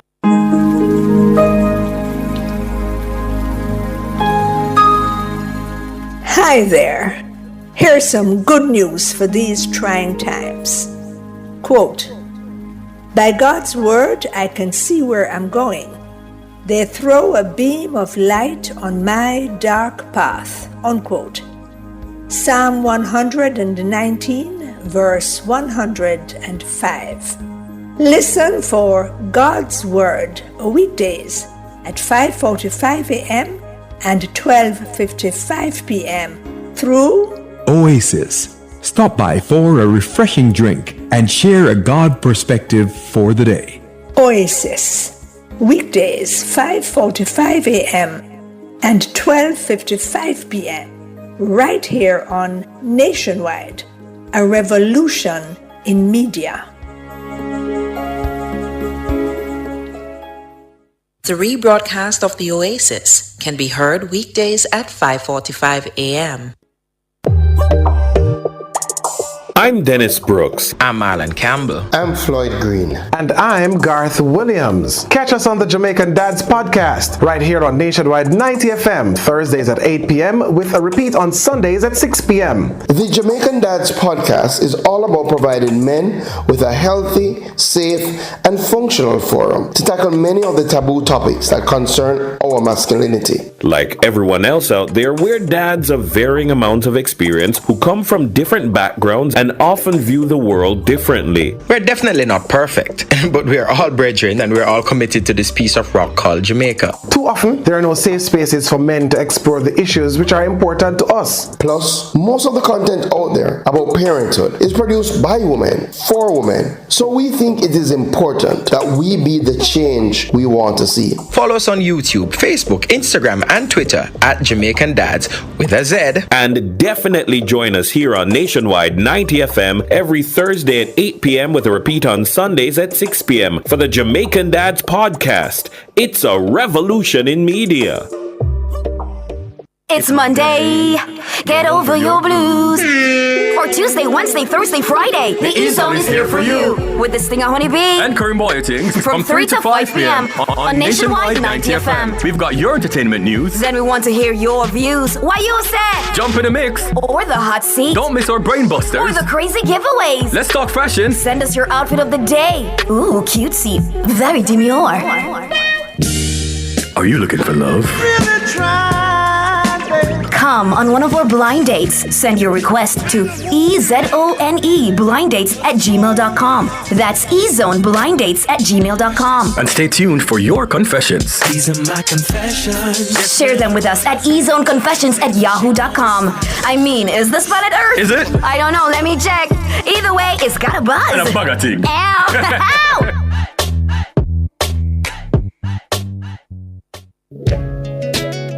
Do you have a consumer-related issue? Want to learn more about matters concerning you as a consumer? Well, keep it locked to Nationwide 90 FM for the Consumer Hour with me, Nora Gay Banton. Weekdays from 9 to 10 a.m. For all your consumer-centric matters, stay tuned to the Consumer Hour on Nationwide 90 FM, a revolution in media.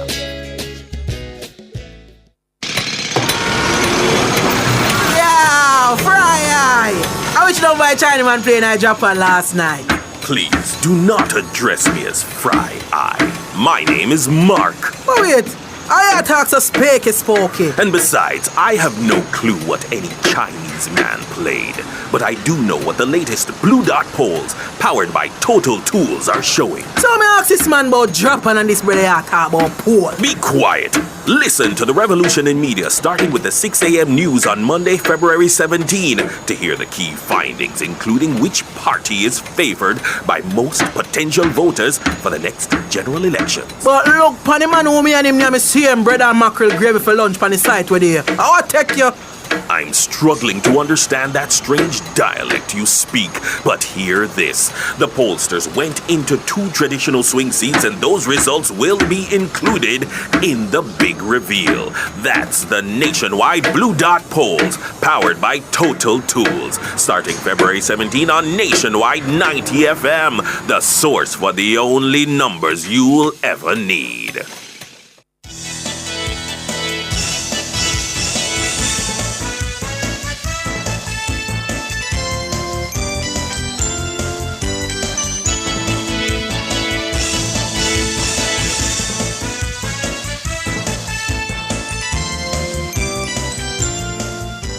Good evening. Thank you so much for staying with us here on Nationwide at 15 minutes to 7.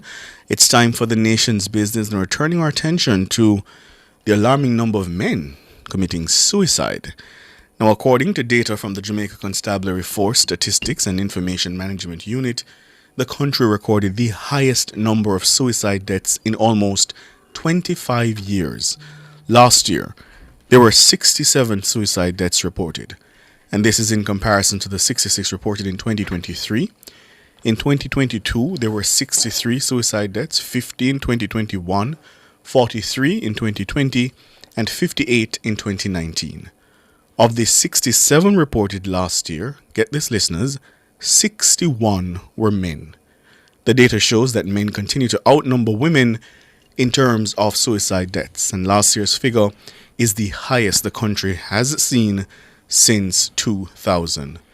That year, 77 cases were reported. According to the International Association for Suicide Prevention, an estimated 703,000 people die by suicide worldwide each year. The association also says over half of all deaths by suicide occur before the age of 50 years old. At least one psychologist believes easy access to crisis intervention, therapy, and support groups tailored for men is crucial to prevent suicide. Joining us to discuss further, we have psychologist Dr. Liakim Simaj, associate clinical psychologist Sonia Winter. Good evening. Hello. Hi, good evening. Dr. Simaj, thank you so much for joining us. Dr. Simaj, let me start with you. Crisis intervention, therapy, and support groups sound like good suggestions, but does this society give men the space to feel that they can access this kind of intervention? Well, that's the problem to a large extent. Well, men in general have lower health-seeking behavior, and clearly mental health is, should I say, high on the list of that low health-seeking behavior, so that chances are it will not happen. It does not happen. So it has to, no, well, if I go a little further, because when you start talking about homicide and suicide, my approach is that there are two sides of the same coin, because the data is showing us that is how people resolve conflicts and settle settle disputes and deal with aggression and violence, whether you internalize it or you externalize it.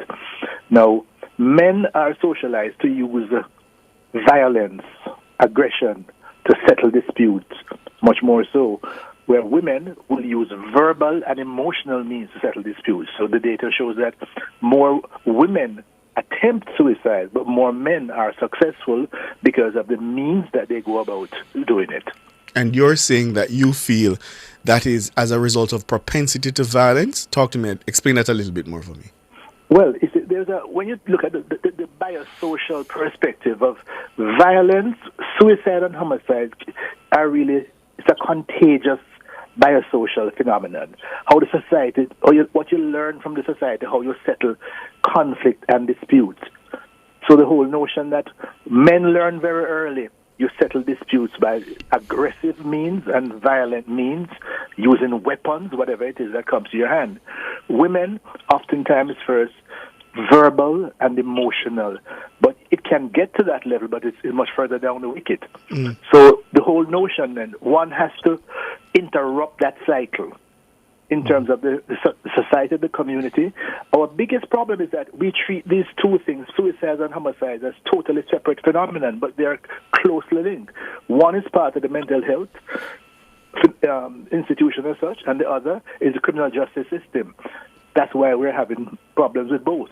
You have to find a way to really pull the treatment together, because both of them would respond to the same set of cues. Let me ask Sonia Winter, the figures. 67 last year, the highest since 2000, when we had 77. And what is also striking about the figures last year, 61 or 90% were men. Is that an outlier, as in terms of 90%? Among men? Is that an outlier, or is it... That 90% of suicides were completed by men versus 10 by women? Is that what you're saying? Yes. Mm-hmm. Is that an outlier? My understanding is that it is not. A cursory examination of the data would suggest not. And the reason for that has already been outlined by Dr. Samaj. Men are at higher risk. They satisfy a number of far more risk factors than women when it comes to suicide, including the fact that they do not access care. They do not access help when they are experiencing crises.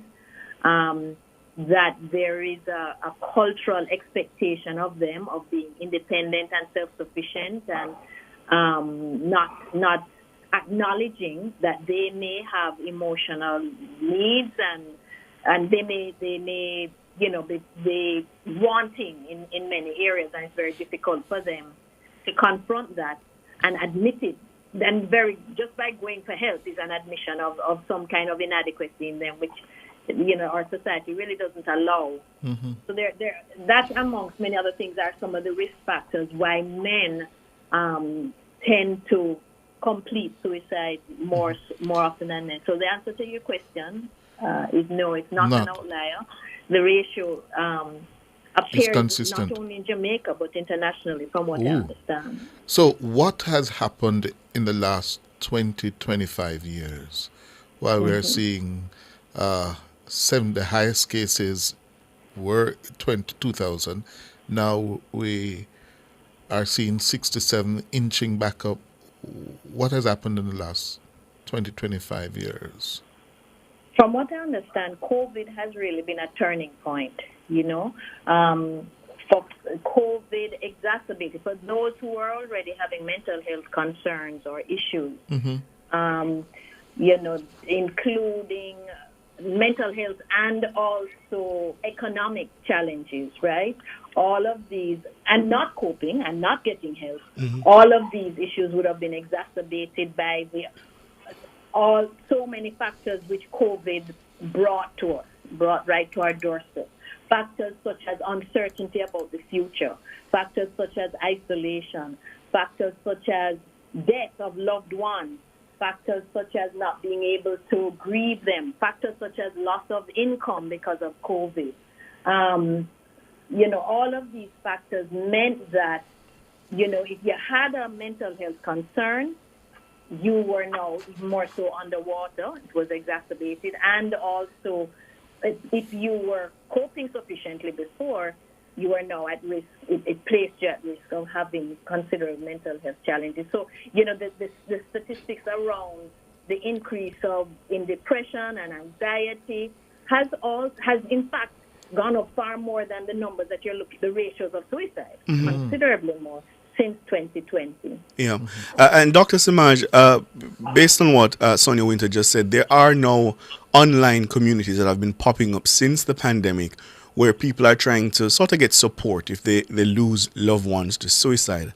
And one of the sentiments that you see expressed a lot is that there were no signs. Yeah, there were no signs that this person was always happy, was always giving of themselves. And I wondered, are there any signs that people should look out for to say, okay, maybe that person needs help, even if they are not accessing it themselves, so that we can say to somebody, intervene here? Are there any signs to look out for? Well, there are many signs, and oftentimes some of them are very subtle. And it's really after the fact that, you realize what was happening. First of all, something as simple as talking about it, writing about it, withdrawing from family and friends, talking about feeling hopeless, feeling helpless, anger, rage, talk about feeling trapped, abusing drugs, alcohol, attempts at self-medication, acting impulsively, losing interest in things that they were previously interested in. So that, all of those things on the surface, you can see, well, it's just for them staying moody, but those are some of the early warning signs, that if I could just add something to what Dr. Winter just said about coming out of COVID, one of the things that I talked about, before and during COVID, that there's a significant increase in domestic abuse, violence at home base, because people who were trapped, remember all the lockdowns? You don't know how much going out for a walk, go by the bar, you come home late, how many issues were diffused by that. But during that time, a lot of things were not diffused. They just built up and built up and built up. One thing that data showed that during that time, there was a significant increase of persons going online, looking about how to get a divorce. So the divorce rate, well, during and right after COVID, issues of domestic abuse went up, but also divorce rates around the world went up significantly because some of the pressure that built up during that time. So now, look, I got to get out of here. I got to leave this person. But sometimes it also is internalized, and I got to do the person something. So all of these things are adding up, so that's why we have to look at it from both sides. The mental health, I'd say first and foremost the mental health, and secondly the criminal justice system.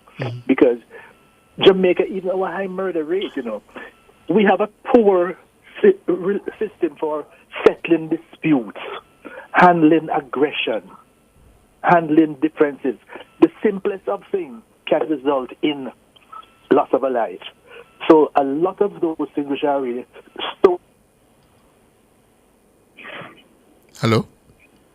Hello? We lost him. Samaj? Yeah, it seems we lost him. Yeah. Sonia Winter, I've heard the health minister talk about the role women can play in helping men come to care. And Dr. Samaj says, in most cases, this is a matter of shying away from care, mental health care. Any tips for how our women can engage men who they think may be struggling? Well, I will say that in my practice, there's a little bit of hope in terms of the numbers of men that are coming in has actually increased since 2020, in terms of the percentage. Right now in my practice, about 30% of people who come for help are men and 70% are women. In terms of the role that women play, I think, number one, mental health can also be marketed by word of mouth. So to the extent that women themselves access the care and then can demonstrate better coping mechanisms, they can be a voice that has some credibility to their partners. Yes. You know, so I think that I would start there.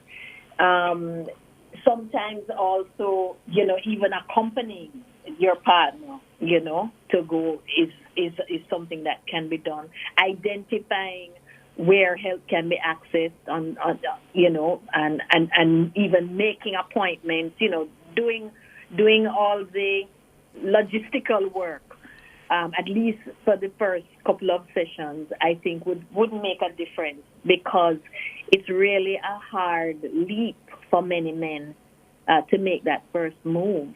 Yeah. Dr. Simaj is back. Ms. Winter, I wanted to add one thing, if I may. Yes. Yes. In terms of risk factors also and red flags, you know, I saw a statistic recently from the World Health Organization for international suicides, in that for every completed suicide, there are approximately 20 to 25 suicide attempts. What that means is that many people who actually complete suicide have attempted before. So that's information that's always, it means that you have to stay closer to any family member who may have attempted before. So they're talking about it, that's one red flag to pay attention to. And if they've ever attempted or spoken about having a plan, then those are additional red flags to take seriously. Yeah. Dr. Simaj is back. Dr. Simaj, the point you made before we lost you, that we are seeing an increase in domestic abuse, is that going in the direction of women being abused, or are we seeing an uptick in men being abused as well? Well, it's both sides, you know, and I always say that the fact that the women use verbal and emotional, whereas men use physical and weapons, we tend to separate it completely. And the man, oftentimes when the man is the physical aggressor, if you look at the total process, there were other things that triggered it. The verbal and the emotional things that were happening and so on. And so I see it as one continuum. That both are present. Okay. Yeah. And just to thank you, Dr. Simaj, Sonia Winter, thank you so much. I appreciate your time. Thank you. Pleasure. And just to tell the listeners that if you or anyone you know is struggling with mental health issues, you can call the Ministry of Health's mental health and suicide prevention helpline. It's 888-NEW-LIFE. That's 888-639-5433. So that's 888-639-5433. And please don't hesitate to get help, to go get help. Okay, my friend? Go get help. Notice the age, they said. It's people under 50 who are most likely to commit suicide. I'm well past 50 The best now. thing you can do for my mental health is lower my workload, reduce it. So take away some of the responsibilities. I don't have to call the helpline. That can be therapeutic, you know, the help, so you don't have nobody tries spin it. Nobody tries spin it. So you can reduce the days. You can send me going all-inclusive every other week. You can top up a little peer. You'll do wonders for my mental health. But seriously, listeners, take it seriously. 888-NEW-LIFE. That's 888-639-5433. Time for the break.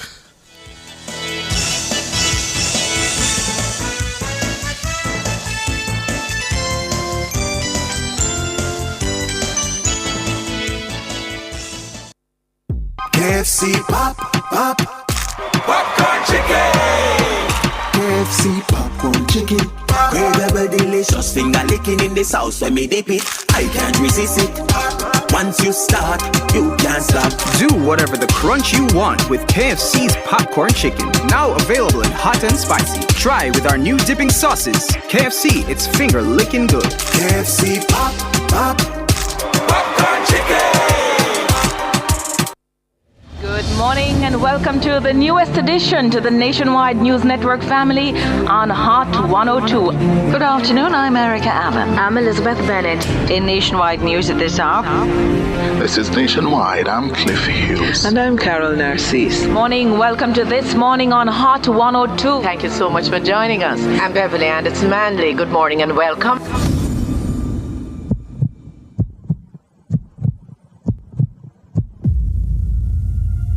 For 20 years, Nationwide 90 FM has been your trusted source for breaking news, delivering critical updates when you needed them most. 3:37 in the afternoon, we interrupt to bring you more from the One Don Klansman gang trial. Another guilty verdict. With fearless, fact-based journalism that unearthed the truth. Between 2012 and 2018, nearly $5.5 million was taken from the track legend. And insightful commentary that sparked meaningful conversations and shifted perspectives. Welcome to the front page. I'm Emily Crooks. I am Naomi Francis. We're pleased to be joined by Roger Clark.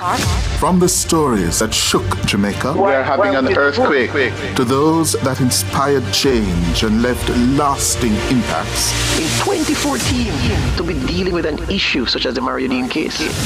Nationwide 90 FM has been there, diving deep into the issues that matter most to you.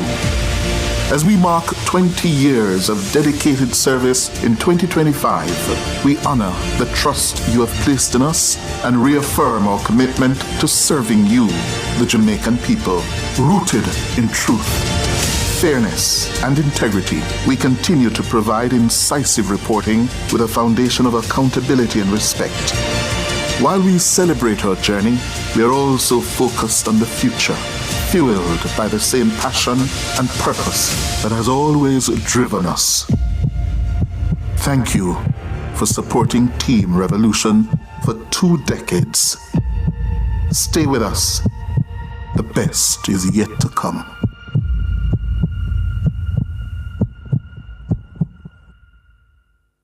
There are some situations and settings that solidify your place as priority number one.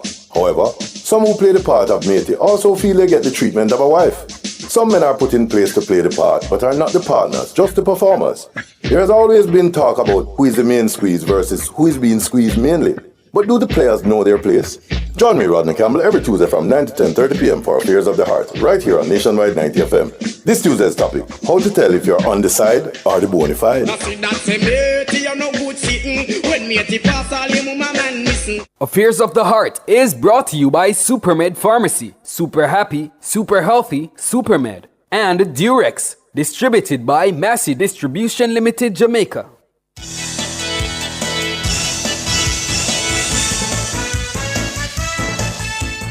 5 minutes after 7, we've been telling you about the fallout from this USAID, USAID shutdown. Well, Democratic lawmakers in the United States, they are now expressing concern over that shutdown. The United States Agency for International Development, that's the official name, USAID, USAID if you will. It's the agency that distributes billions of dollars in aid around the world. We're talking about to tackle starvation, HIV, AIDS, human rights issues, security, disaster relief, you name it. USAID is involved. The U.S. Secretary of State Marco Rubio told reporters he was now the acting head of USAID. Democratic lawmakers have called it an illegal, unconstitutional move that would hurt poor people abroad, harm national security, and reduce U.S. influence on the global stage. President Trump and one of his top advisors, the billionaire Elon Musk, have been strongly critical of the agency. The Democratic lawmakers are also reportedly concerned about Musk's deep involvement in federal government operations. Here's more from the MSNBC. Joining me now, Democratic Virginia Senator Tim Kaine, who serves on the Budget and Foreign Relations Committees. Senator, bipartisan majorities have supported foreign aid. It's 0.5% of the federal budget. Usually, no matter whether it's a Democratic president or Republican president, in my experience, Congress adds to it. And on top of which, I'm told that 95% of the USAID budget is earmarked. We've gotten rid of earmarks on a lot of domestic programs, but not on foreign aid. So these are items, whether it's health or food or energy, that are specifically put in by members of Congress from both parties?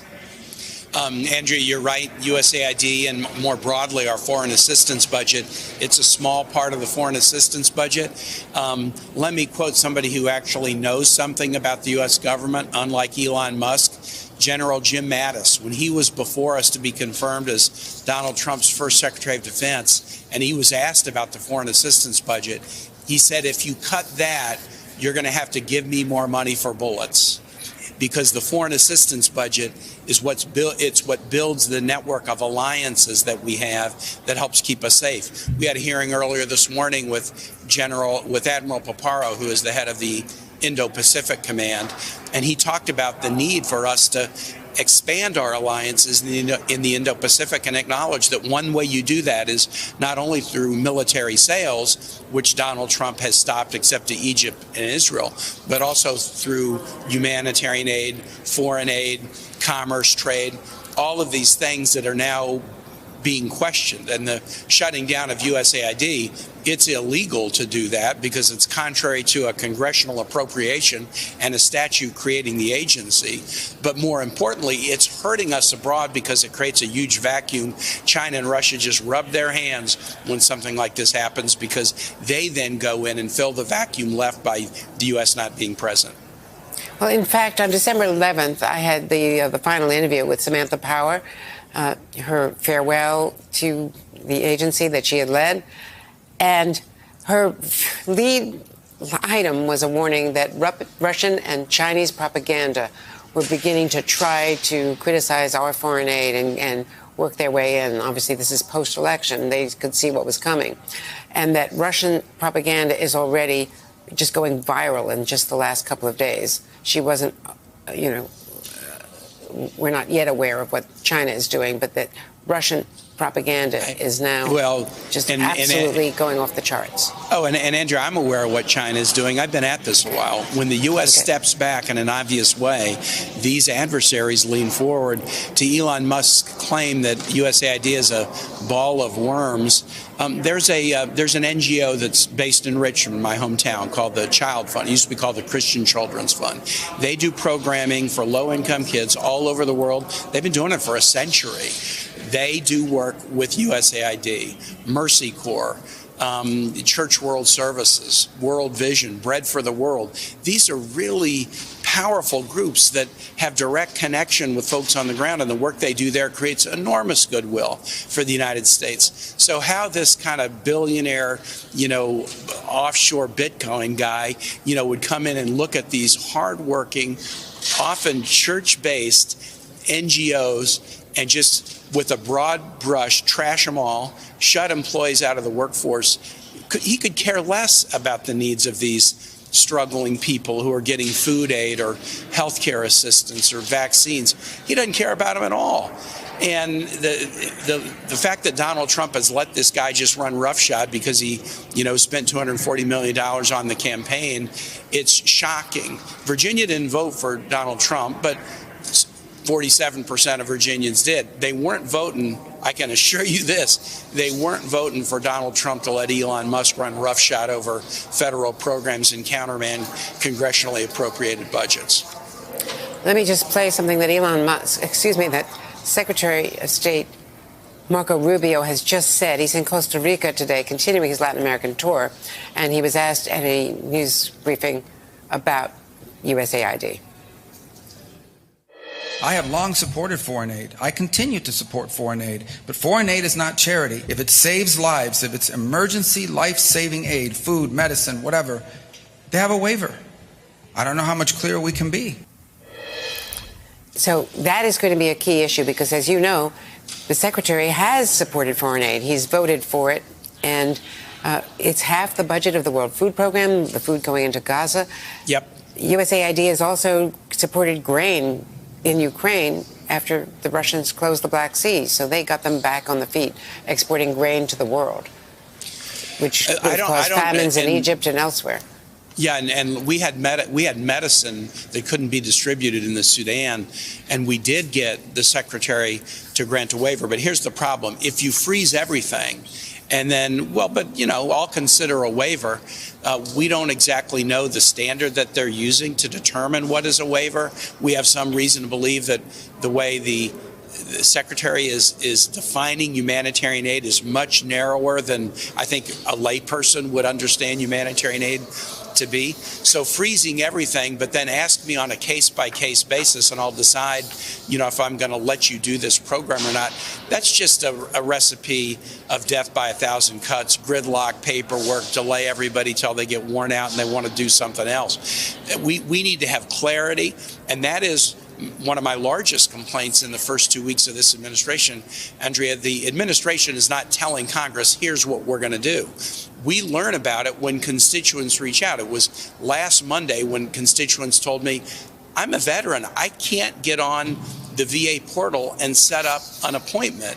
My community health centers that are funded and normally get paid at the end of the month, the safety net, they didn't get their month-end payment at the end of January. We didn't know that because the administration told us. We knew that because the health centers started to reach out and raise questions about whether they could keep serving patients. So whether it's foreign assistance abroad or healthcare right here at home or service to veterans, everything is up in the air. No one really knows what the answer is because the administration isn't being transparent. You assume that RFK Jr. is going to get confirmed now that Senator Cassidy, the chair of the Health Committee and a medical doctor, has said he's overcome his objections and he's going to vote for him?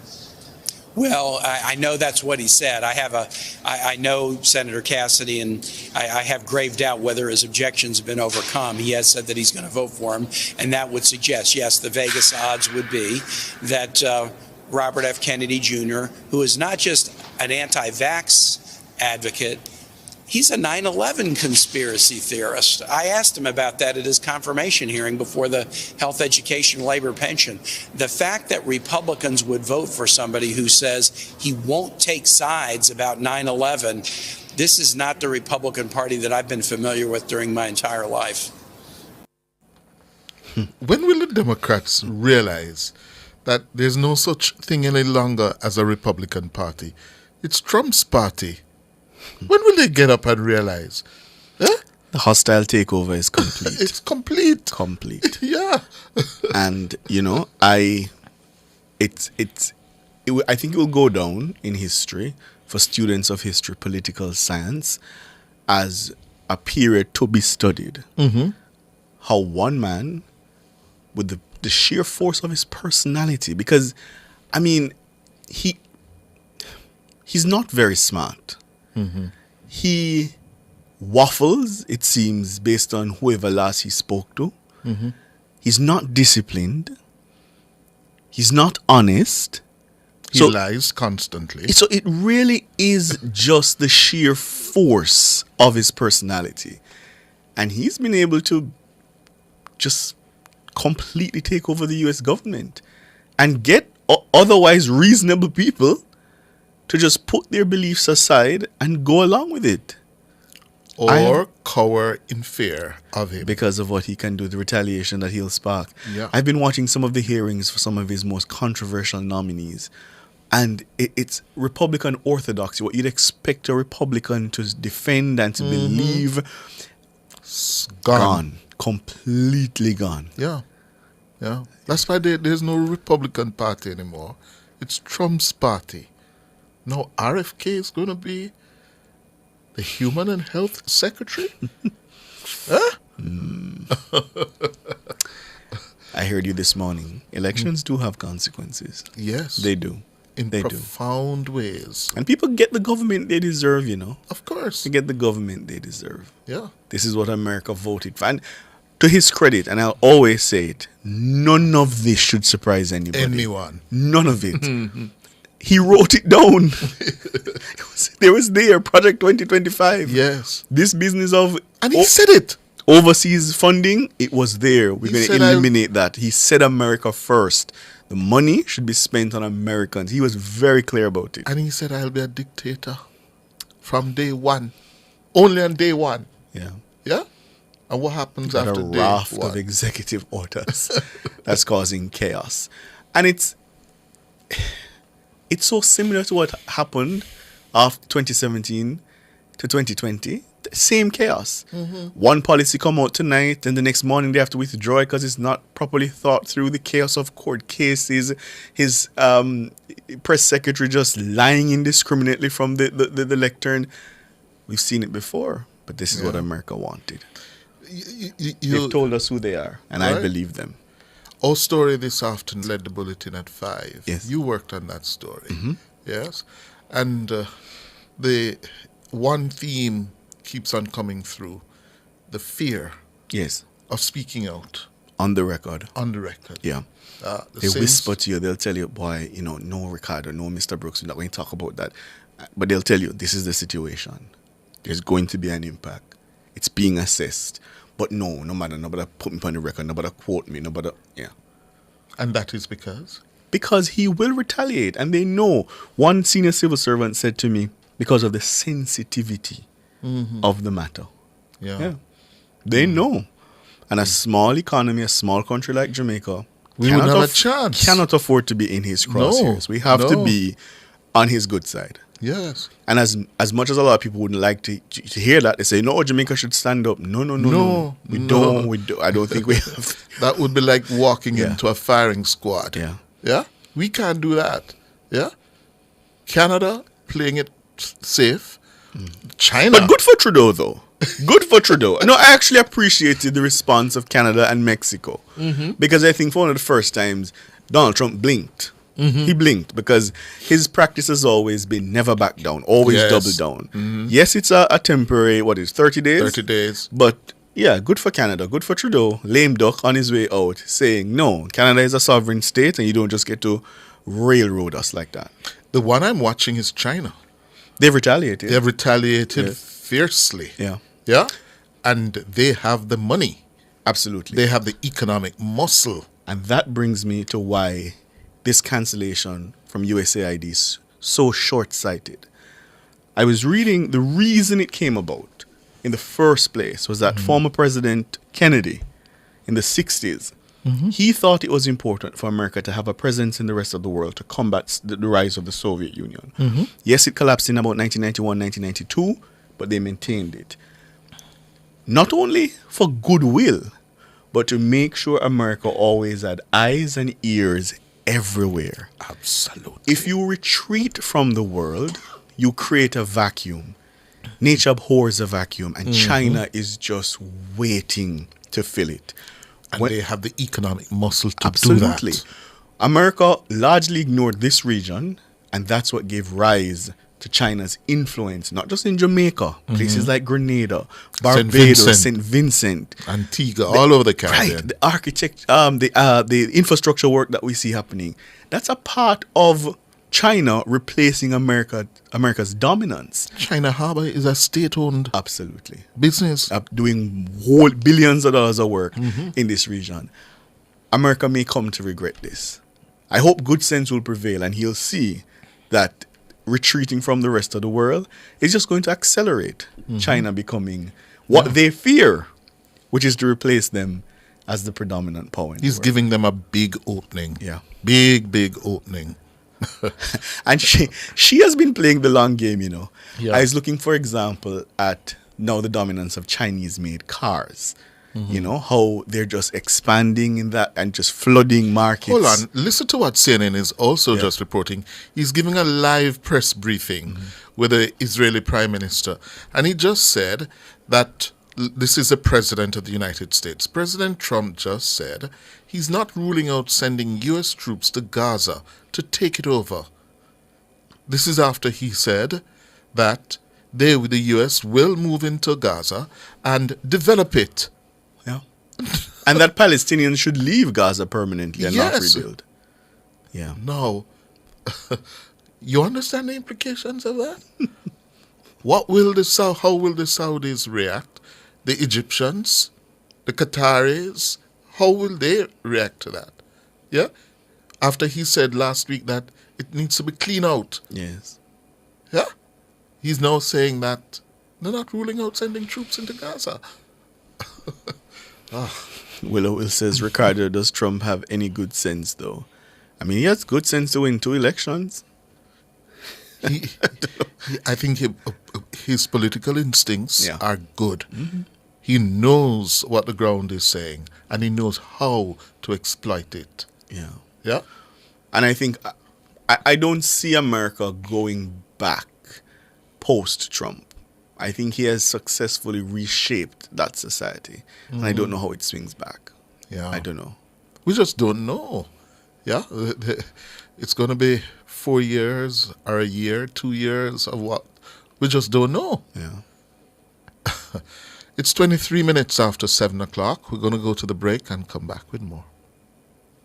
Or we're going to take your calls after. Yeah. A lot of people on the YouTube, you want to give us a call? Electro Squad, Barbara Ellington, Oriel D. Yeah. Student for Life says Cliffy and Ricardo. When you guys analyze world affairs, I take note of your analysis. I don't know how to interpret that. Jacqueline Thomas, a Trumpy. She calls herself Trumpy. Jacqueline Thomas. Huh? She said, ungrateful like whatever. Are you that check us? Ricardo, I mean. She said I don't watch CNN and I watch Fox. So that tells you all you need to know. She's in the echo chamber. Coffee Jam says Trump is going to make America great again. Well. Trump and Brandon Ormsby Cliff. I was on my way to the office today when the lady came. Which lady? I think that might have been when you did the giveaway. Oh, the giveaway to Angela. Yes. Smith says, hope Jamaica not put in a baby Trump. Who is that? Who's a baby Trump? Me don't know who that. Yeah. Anyway, we're going to take your calls now on 876-630-9371 or 876-618-8255. A lot to chat about.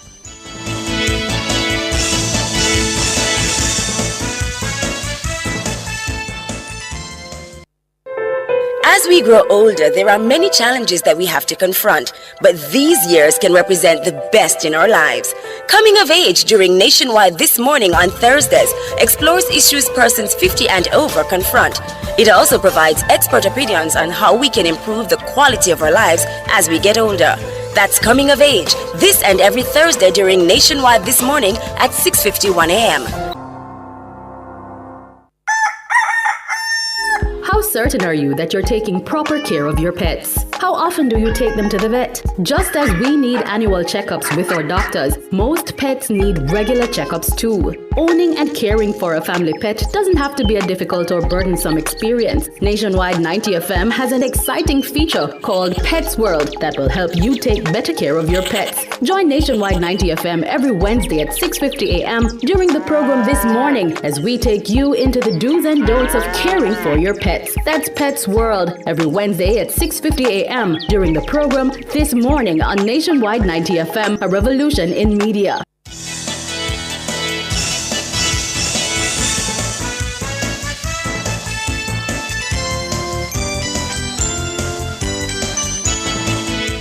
"25 minutes after 7, the U.S. President Donald Trump is having a live news conference from the White House. He's joined by the Israeli Prime Minister Benjamin Netanyahu, and he's saying that the U.S. may just take over the Gaza Strip, that they'll own it. Let's give you a feel of what's happening in Washington. What's your view on President Trump wanting to reach a deal with Iran and not a much more active military stance towards it? Go ahead, baby. Go ahead. I think the president just said something that I think is the pivot of everything that we're talking about. He said Iran cannot have a nuclear weapon. And we fully agree with that. If this goal can be achieved by a maximum pressure campaign, so be it. But I think the most important thing is to focus on the goal, which the president just did, and I fully agree with him. Well, I said it, and he said it very well. It's a campaign of pressure to see if we can get something done. He doesn't want to do what some people think will automatically happen because they're very difficult people to deal with, as you know. But if we could solve this problem without warfare, without all of the things that you've been witnessing over the last number of years, it would be. I think it would be a tremendous thing. Go ahead, please. Do you have plans to visit Israel soon? Do you have any plans to visit Israel soon? To visit where? Israel. Well, I love Israel. I will visit there, and I'll visit Gaza, and I'll visit Saudi Arabia, and I'll visit other places all over the Middle East. The Middle East is an incredible place, so vibrant, so it's just one of the really beautiful places, and with great people. And I think a lot of bad leadership has taken place in the Middle East that's allowed this to happen. It's just terrible. And that includes on the American side, by the way. We should have never gone in there a long time ago, spent trillions of dollars and created so much death. So that includes Americans. But, I'll be visiting a lot of different places in the Middle East. I've been invited everywhere, but I will be visiting some, Okay. All right, President Trump and Prime Minister Benjamin Netanyahu at the White House at their press conference, making a lot of news there. U.S. will take over the Gaza Strip. We'll own it. They'll develop it. Does he understand what he's saying? He's going to visit Israel. He's going to visit Gaza. He's going to visit Saudi Arabia. He's going to visit everywhere. It's a wonderful place. He sees a long-term ownership position of the Gaza Strip. Yeah? Israel was there, Mr. Trump, and they had to leave under pressure. Yeah? Let's go to the break. We have a caller online after the break.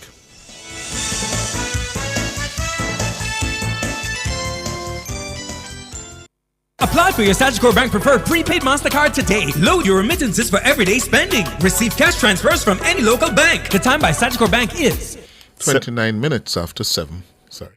630-937-124 618-8255. Alric, you're up first. Good evening.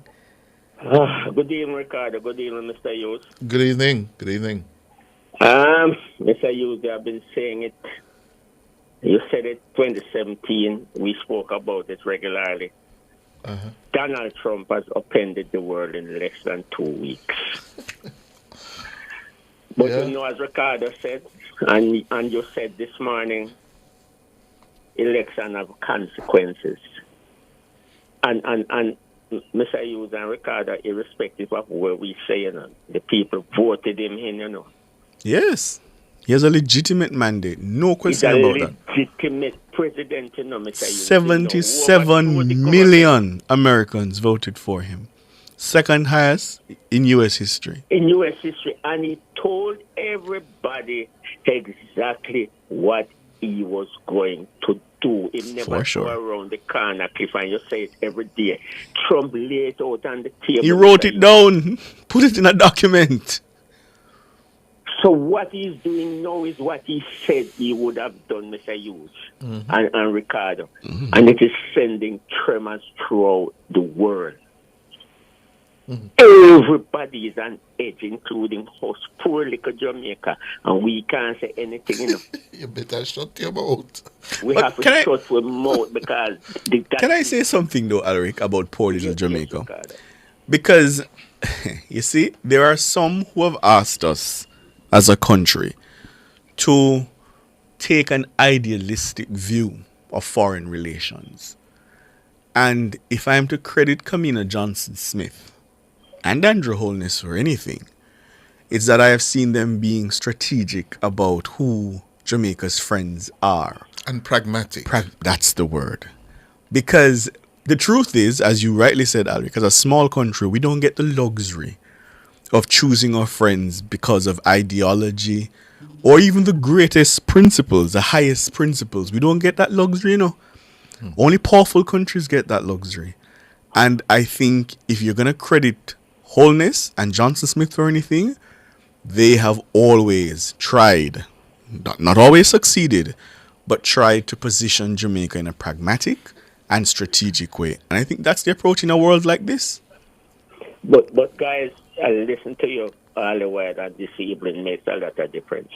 What Trump is literally doing, and I hear you, Mr. Hughes just say, is opening the door for China, which we have seen here in Jamaica and in the African countries. Yes. He's opening the door for China to do what they were doing and to place themselves as the number one nation in the world. China have the money. Yes. Mm-hmm. China have the money, Mr. Hughes and Ricardo. And they're not shy about spending it. And they're not shy about spending it. Could we, 30 years ago, Ricardo, you were pretty young then. Me and Cliff have like years now then. Would you believe that China would be doing so much business in Jamaica, building road, building this, building that 30 or 40 years ago, Mr. Hughes? More like, 40 years ago. Yeah. No. Eh? No. When Ricardo was literally a baby. Yeah. We never born 40 years ago, Alric. You never believe, Mr. Hughes, Mm-hmm. him upend the world in a way that even if some of the one Republicans now are getting scared of him. Yes. It is going to affect them too. Mm-hmm. And Democrats must realize that there's no more Republican Party in the United States. It is Trump's party. And America will never be the same again after this man's 4 years. Well, politics has a way of swinging, The pendulum swings from time to time. So it is now swinging to the right. Yeah. America is not a far right or far left country. It is a center right, center left country. Can I challenge you a little bit on that though, Sure. Cliff? Because I want Cliff to explain that to me because I don't understand fully what he's saying. What I'm saying is that it is centrist in terms of its social, economic, ideological positioning. It is capitalist. historically, I think that's true. Yeah, and those who have done well in American politics govern from the center. Right. Yeah, they do swing sometimes or shift or make marginal moves to the right or to the left. But it is not a far left country. It is more center right than center left. So where is it going on, Donald? Far right. Far right. But the thing, the reason I don't share Cliff's optimism about the pendulum swinging is because the movement to the right is not unique to the United States. I think it's with the UK perhaps being the only exception, and that's just because the Tories made such a mess of their time in government. The Western world, I think, generally is trekking. European countries trekking to the right. Trudeau and his Liberal Party are about to, by all indications, get a backsliding. Right. Yes, So I think there has been a march to the right, and in large part, Donald Trump has been leading that. And now with the rise and influence of Elon Musk, who thinks he can dip his finger in every electoral ink across the European continent, I don't know if I share your optimism that it will swing back, because I think that's what we're seeing. Let me tell you why I think it will swing back. There was a time when Europe, at the end of the 1970s, was swinging to the right. We saw the emergence of Margaret Thatcher in Britain. Yes. You didn't get more right wing than Thatcher. Right. You get... My hero, by the way. Huh? My hero. Oh. And in Germany, you had Me too, guy, my hero. Yeah. You had at the same time the emergence of Kohl, Helmut Kohl, Chancellor. In Germany. Yes. You had in Canada, Brian Mulroney, to the right. You had in the US, Reagan coming to power. Swing to the right. Yeah? Yes. And then it swung back. Yeah? And that was the US, Canada, Germany. And in France, I think the president at the time was Valéry Giscard d'Estaing. Yeah? They all was going to the right. Yeah? And they swung back to the center left after. Here's what I think is unique about this particular time in history, though. There are forces that the otherness of people, let me put it that way. So immigration, the frustrations that have come because of the pandemic, the fact that the global economy is not working for so many people, and the fact that they need scapegoats. I think those frustrations have built. Yes, because the center-left, the neocons have been in power for so long, and there's been one kind of world order, one kind of orthodoxy that's dominated. people are revolting against that. They're revolting against that, and that's why we're getting the kind of strong men. It's not just that you're moving to the right, It's the populist strongman appeal that only I can fix it, because they're losing faith in the institutions. Margaret Thatcher was an institutionalist. Ronald Reagan, an institutionalist. So yes, they were right-wing, but they believed in the institutions and the guardrails that held democracy. I think the people like Donald Trump, Meloni in Italy, the far-right party in Germany, they want to tear down those guardrails. Right. That's my fear. I'm going to leave you. Okay, all right, Alric. Okay, Alric. But people are getting disillusioned, and Ricardo, I agree with you 100%. That's my fear, Cliff. But here's what I think is the biggest single catalytic force to the swing to the so-called right. Right. Technology. Yes, I agree. The Yes. development. Yes. And the fluidity of and rapidity of information flows.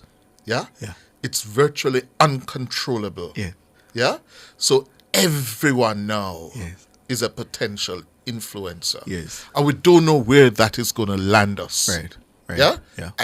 That didn't exist in Thatcher, all of that. Yeah, true. That is a great unknown now. And those who will influence, whether we go too far to the right or to the left, are those who are able, like Musk, like Zuckerberg, those who are the tech giants who can influence how we begin to think and report and receive the content. There's a meeting of the minds, because those people you just talk about, the tech bros, they are showing that they are willing to tear down the guardrails. When Mark Zuckerberg tells you on Facebook will no longer fact check, and Musk leaves Twitter to become a cesspool where anybody can decide what a fact is. Those are my fears. The guardrails aren't there anymore. In the United States, the guardrail was supposed to be the Congress and the Supreme Court. They're dying. They've just rolled over. That is my fear. Yeah. So we are in the land of the jungle. And so let me warn my fellow Jamaicans who are susceptible to those things as well, the lies that are spread. You have to stand up on your foot and seek out facts and don't be led astray. Because I worry. I'm telling you I'm worried. And those have profound implications for how we do our jobs. Yeah. Yes? Information warfare. Yes. It means that we have a greater burden of responsibility.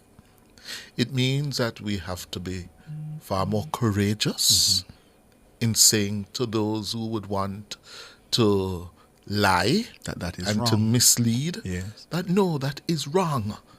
Yeah? You are lying or you're exaggerating. Yeah? And I don't know if we're up to it. I really don't know.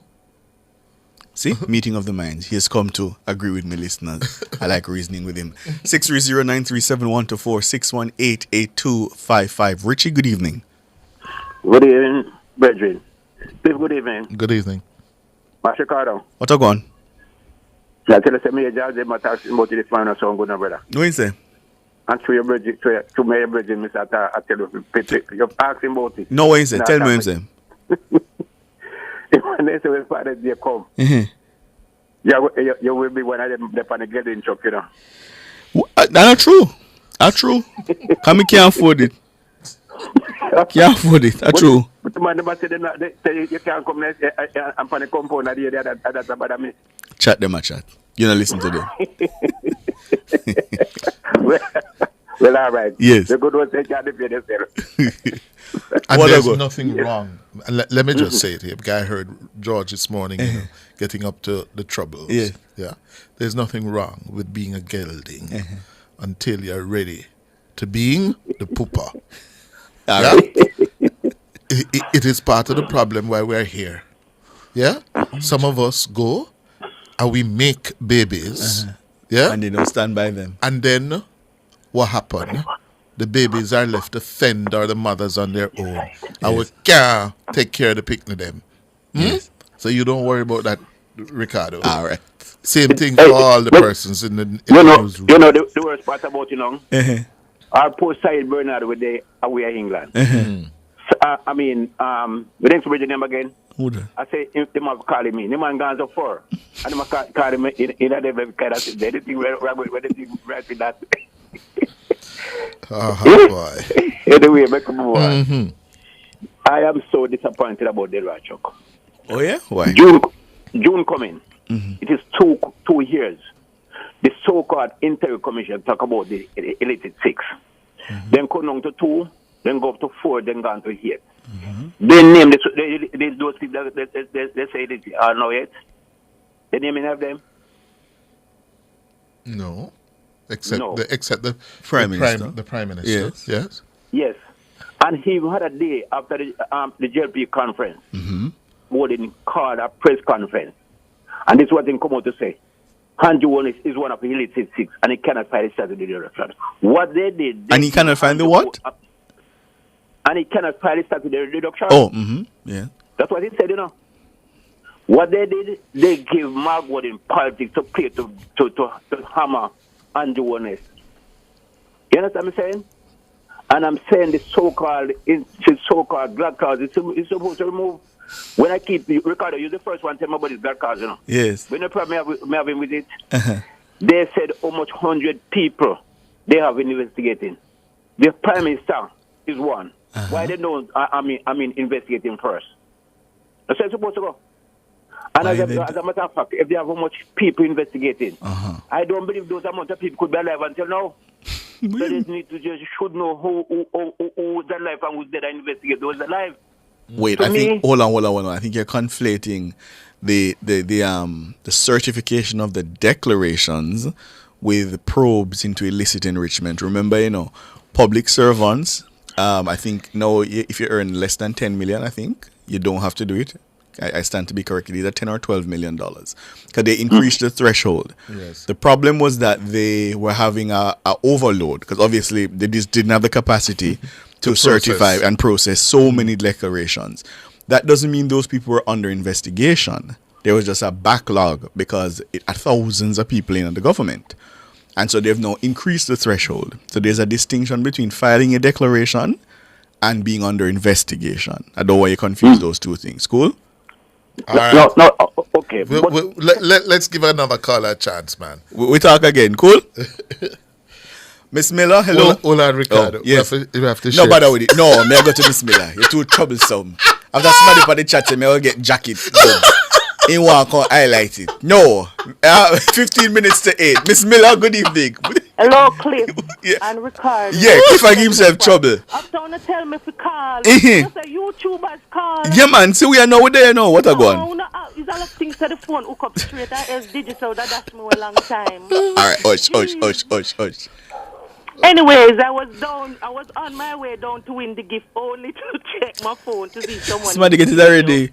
Boy, I mean, there hopes there's somebody who me know get it in a want my hotel stay. I mean, never know the answer. See there, look at us go lie down on some nice water, true. Yeah. Cliff, I've been wanting to call for quite a while, but the regular callers keep on jamming the line. Apparently, they have you on speed dial. Well, I don't know how some of them get it so quick, I don't know. Yeah, but I think 6309371, 6309374 seems to be the one that them jump on. Oh, I got you on the 7-1, right? Oh, 7-1 you get. All right. Yeah.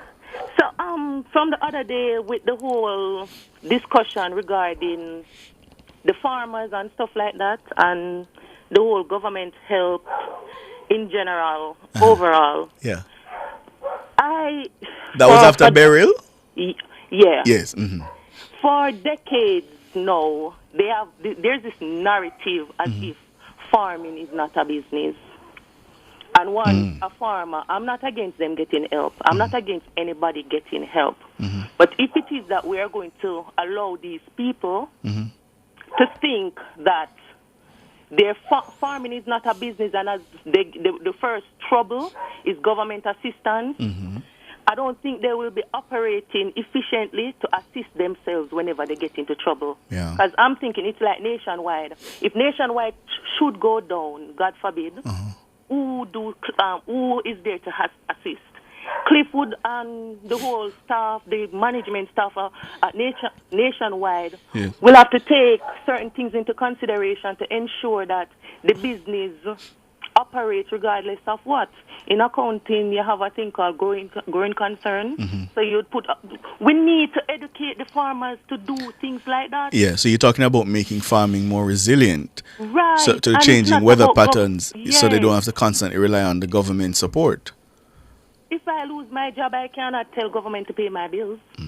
But I think, though, that you have to remember, that a part of why, and I think you conceded it a while ago, part of why the government usually intervenes is because a lot of the economy still depends on agriculture.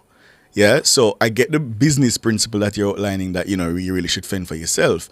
But then we risk serious economic downturn if that sector stays down for too long. No, man, I understand that and I know all of that. But a lot of the farmers, yes, it's like you don't allow people to understand the concept. Because if you listen to some of them, as the moment the business go down, it's like they are casting the blame on the government and their responsibilities. So I'm not saying if they need help, government should not help, but help them to understand the business aspect of farming so that they can grow it as a business. Yes. Because they don't see farming. When I was growing up, farming was a dirty job, They don't allow. To the point. They didn't tell you that you could make a living or, it wasn't seen as... Right, and I need them to move from that concept and help farmers to understand this is a business and you must be proud of your business. Because I tell somebody, we in Jamaica look down on buying and selling and credit, but the entire world revolves around buying, selling, and credit. Yeah, man. All right, hear you. Thanks for the call. Okay, good. 630-937-124, 618-8255. Carl, what on? Evening, Ricardo. Evening, Matthews. Happy birthday. Good evening. Thank you, Carl. Thank you. Wish you all the best for your radio station, my brother. Yeah. And the reason why you stand up in some of them stuff, but then carry too much false views for them radio station and TV station and that kind of thing. And them credibility is so low. That's why a lot of persons have to come over where you get facts and straight news. You're not twisting. All right, load the people in, Carl. Happy birthday. Yes, thanks. What Anyhow, Friday evening, I heard that Scott Matley said the two government is corrupt. And over the whole weekend, I wonder if Dana Scott Matley must either have a drink when she said that. Because she shouldn't use that type of word. Because our leader been going around the country for 4 years.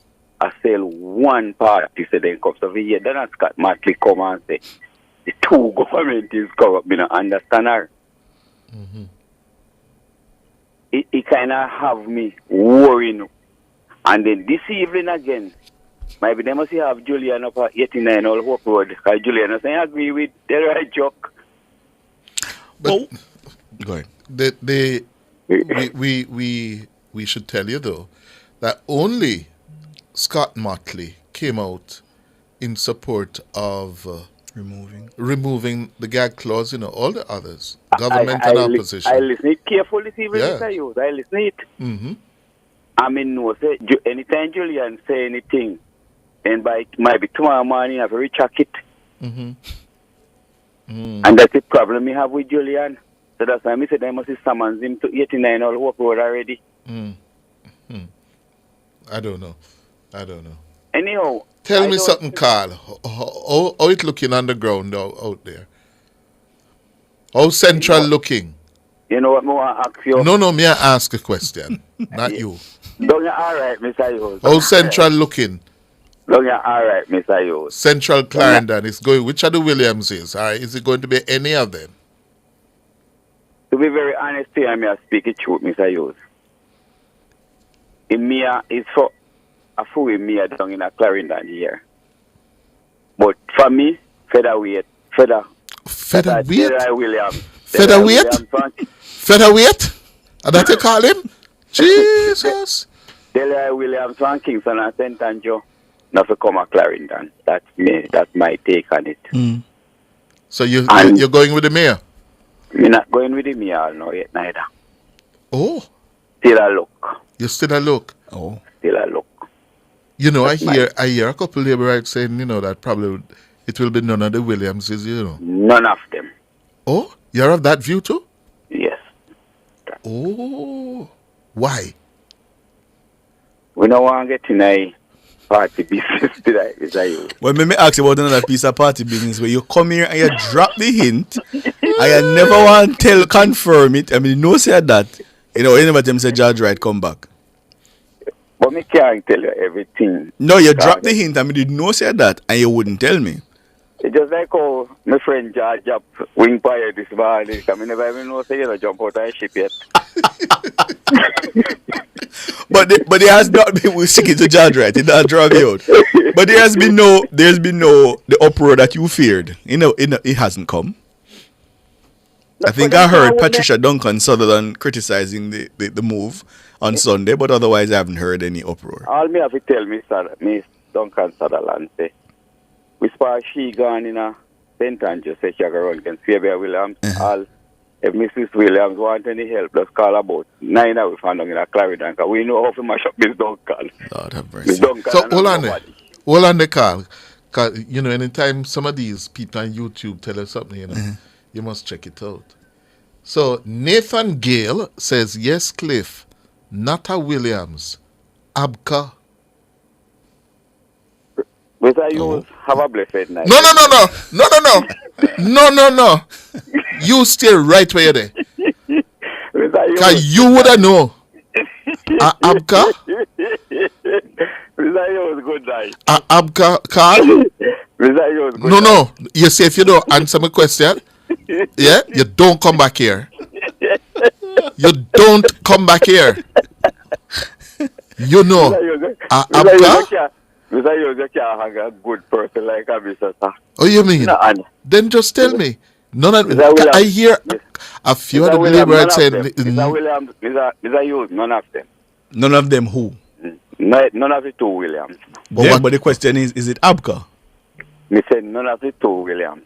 So is it Abka? Me said none of the two Williams. You would accept Abka? Yes, but none of the two Williams. Backside. You don't want to know. You said yes without hesitation. None of the two Williams. So you want to Abka? Mr. Hughes, good night. Yeah, Ron. You can catch. All right, well, Carl, last time you come here, you tell me, say boom, and I boom, I'm saying,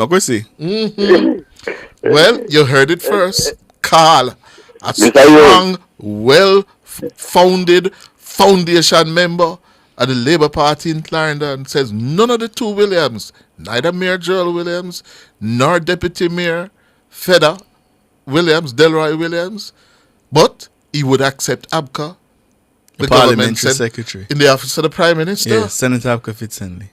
Oh. So, by your, my granddad said, by your put on and not go sit and come. Carl. Yes, Mr. Hughes. Thank you for the information. No, we don't get that information. Later, Carl. Speaking about, let's say Andre. Andre, good evening. Good evening, Sir Cliff. Good evening, Sir Ricardo. How are you, Andre? Good evening. I am well, sir. How are you guys doing? Doing all right. All right. Happy birthday, by the way. Thank you. First time caller. Oh, welcome. You should call more often. Thanks. So, policy with the whole Donald Trump situation. Mm-hmm. In my opinion, I think that Donald Trump is making an effort to destabilize the world so that he can introduce a new form of manual doctrine policies that can further integrate America's influence all over the world. Because he made the announcement to say that he's going to go into the Gaza Strip to try to take it over. So it's basically using the instability that he has created, the vacuum that he has created, so he can draft up new policies. So those countries that are in the Western Hemisphere example, Jamaica, Grenada, Barbados, etc. When they restrict the USA funding and the economy becomes there's this vacuum and this shamble that exists. You can now use this to say, okay, fine, we will give you this if only you will adhere to these policies set up by the U.S. government. But here's the challenge, almost at the time, Andre, but here's the challenge with that thinking. It's not as if, as it was in the sense when the Monroe Doctrine was first promulgated, that there was no other superpower. So he no longer has the luxury of simply saying, we're going to create chaos and then force you to accept the terms. There are other players in the market. So countries don't necessarily have to accept America's terms. Yes. You see that happening with the formation of, for example, BRICS, right? So there is a move to replace America as the preeminent power. So I don't know if he has that luxury, but I hear you. So you're saying create chaos and then dominate the space. Then dominate the space. I don't know if she will allow that. I know on the local sphere now, I feel like the Jamaica Labour Party needs to do more advocacy and advertising when it comes on to the policies that they're creating in country. For example, they've been in power for 9 years, right? And that means that somebody who was 10 years old is actually 19 now. And they would have not experienced that shift in the policies that they're creating in terms of the growth that the country is experiencing now.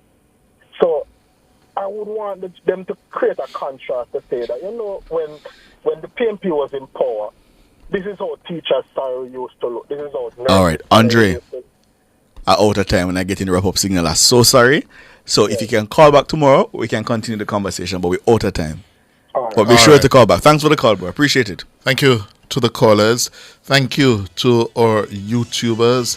Thanks to our producer, Dana Davey, our technical operator, Andrew Anderson, and of course the members of the news and production team led by our editor, Cara Powell. I'm Cliff Hughes. And I'm Ricardo Brooks. Reminding you, take care of your loved one and look out for your neighbor. Good night. Good night.